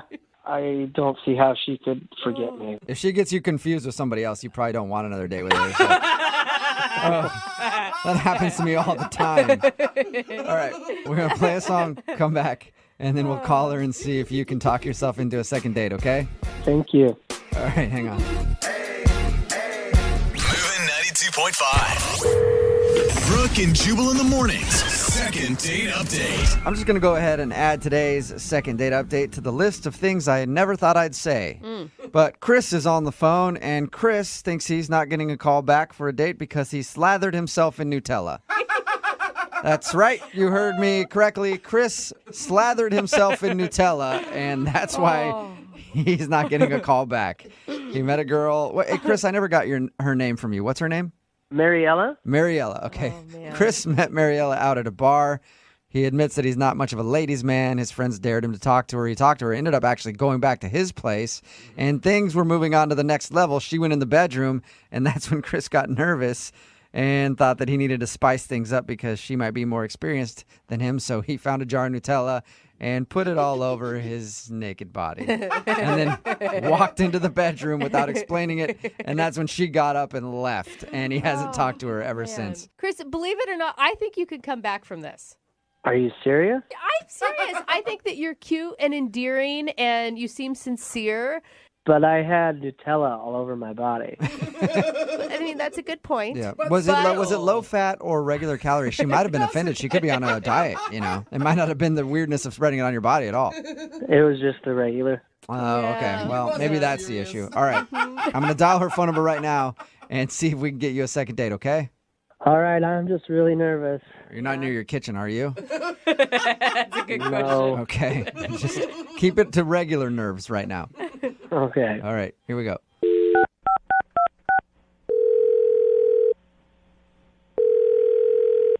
Hello? Hi, can I speak to Mariella? Hi, I'm Mariella. Hi, I'm Jubal. Hi. Hi. Who are you? Jubal from Brooke and Jubal in the Morning, the radio show. Why are you calling me? Well, I'm calling you because you recently went out on a date with one of our listeners, and now you're not calling him back, so he asked us if we could get you on the phone and find out why. Okay. His name is Chris. Oh my God. I still can't stop laughing for you. Oh God. Yeah, it was weird.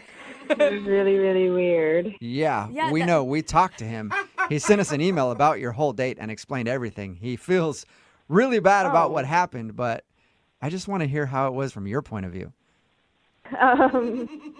Well, we met at a bar. Uh-huh. And I thought he was really cute, and it kind of like, after a couple of beers, I was like, do you want to go back to your place? Yeah, he told us all that. He said that he was really nervous, by the way. Yeah, I mean, it was cute. I thought it was cute that he was so nervous. Did you think, I'm going to rock this guy's world tonight? I don't know. He just seemed like really, really nervous, and I felt like I could calm him down a little. And Sounds like you did the opposite. It sounds like you riled him up. Did he really tell you everything that happened? Oh. Yeah, he told us everything. Ah, So, man, it's embarrassing. what was going through your mind when he walked in the bedroom?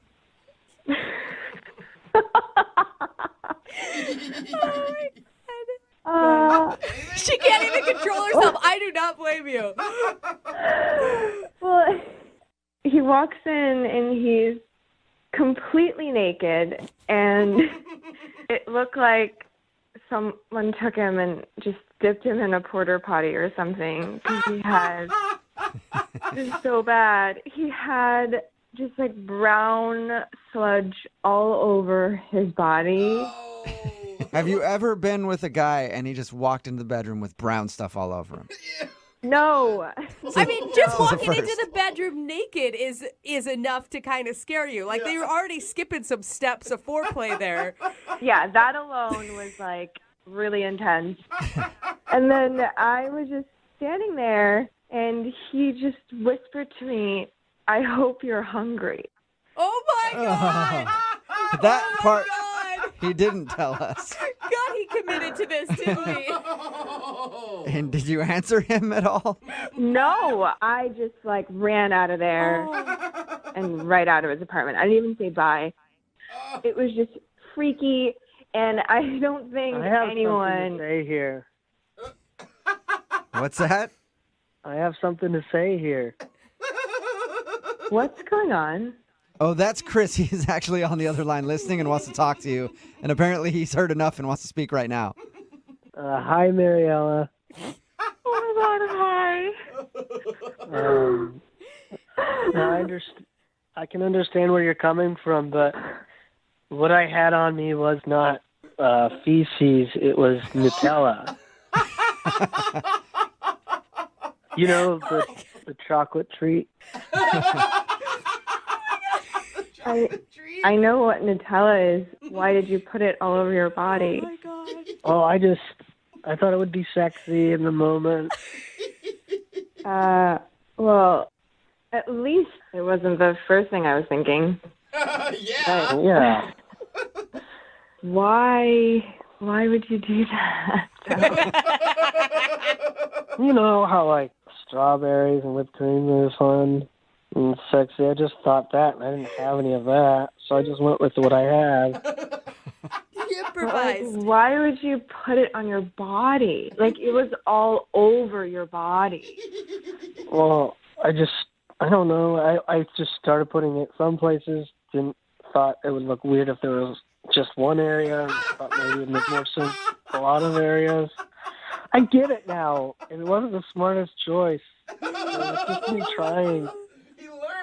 You should always discuss food items in the bedroom prior to bringing them into the bedroom. I know that now. I mean, duh. I figured it out the hard way. Yeah, so I'm sorry, Mariella. I mean, I didn't mean to freak you out.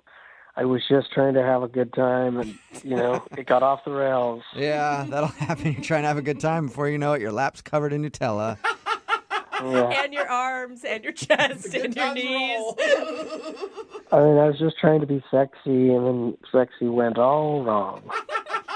Yeah, that was like the weirdest thing I've ever seen. Well, can I interest you in doing it again? Because Chris would love to go on a second date with you. We will pay for it if you'll go out with him again.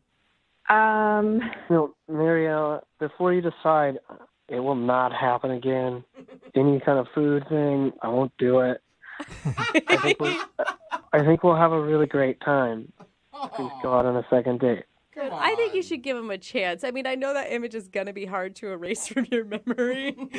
But honestly, he said some really sweet things about you. Well, I mean, obviously this was a really bad, tragic mistake. And I can tell that you had really sweet intentions behind it. Yeah, I did. I only had good intentions. Really sweet intentions. Chocolate hazelnut sweet, to be exact. So, will you go out with him again, Mariella? Yeah, I'll give him another chance. Why not? Yes! Really? I knew you could do it, Chris. Congratulations, Chris. You got a second date. It's going to be fun, and if you want to try some other foods, I'd be down for that. You're like at a restaurant, though, Chris. what I meant. You didn't think I meant the other thing, right? I think you need to be very clear with Chris going forward about all food activities. Brooke and Jubal in the morning. Text in at 78592 says, sadly, I can relate to the guy in today's second date update. You are probably the only person out there who can actually relate to him. If you missed today's second date update, this dude named Chris wanted to call Mariella. They went out, they met at a bar, went back to his place, and were fooling around a little bit, and things got serious. He admitted to us that he's not very experienced when it comes to dating at all, and he thought maybe she was more experienced, so he wanted to spice things up before they got ready to be intimate. And his idea was to go to his kitchen, raid the cabinets, and add some food to spice things up. And he chose Nutella and rubbed Nutella all over his body before going into the bedroom naked with Nutella rubbed on him.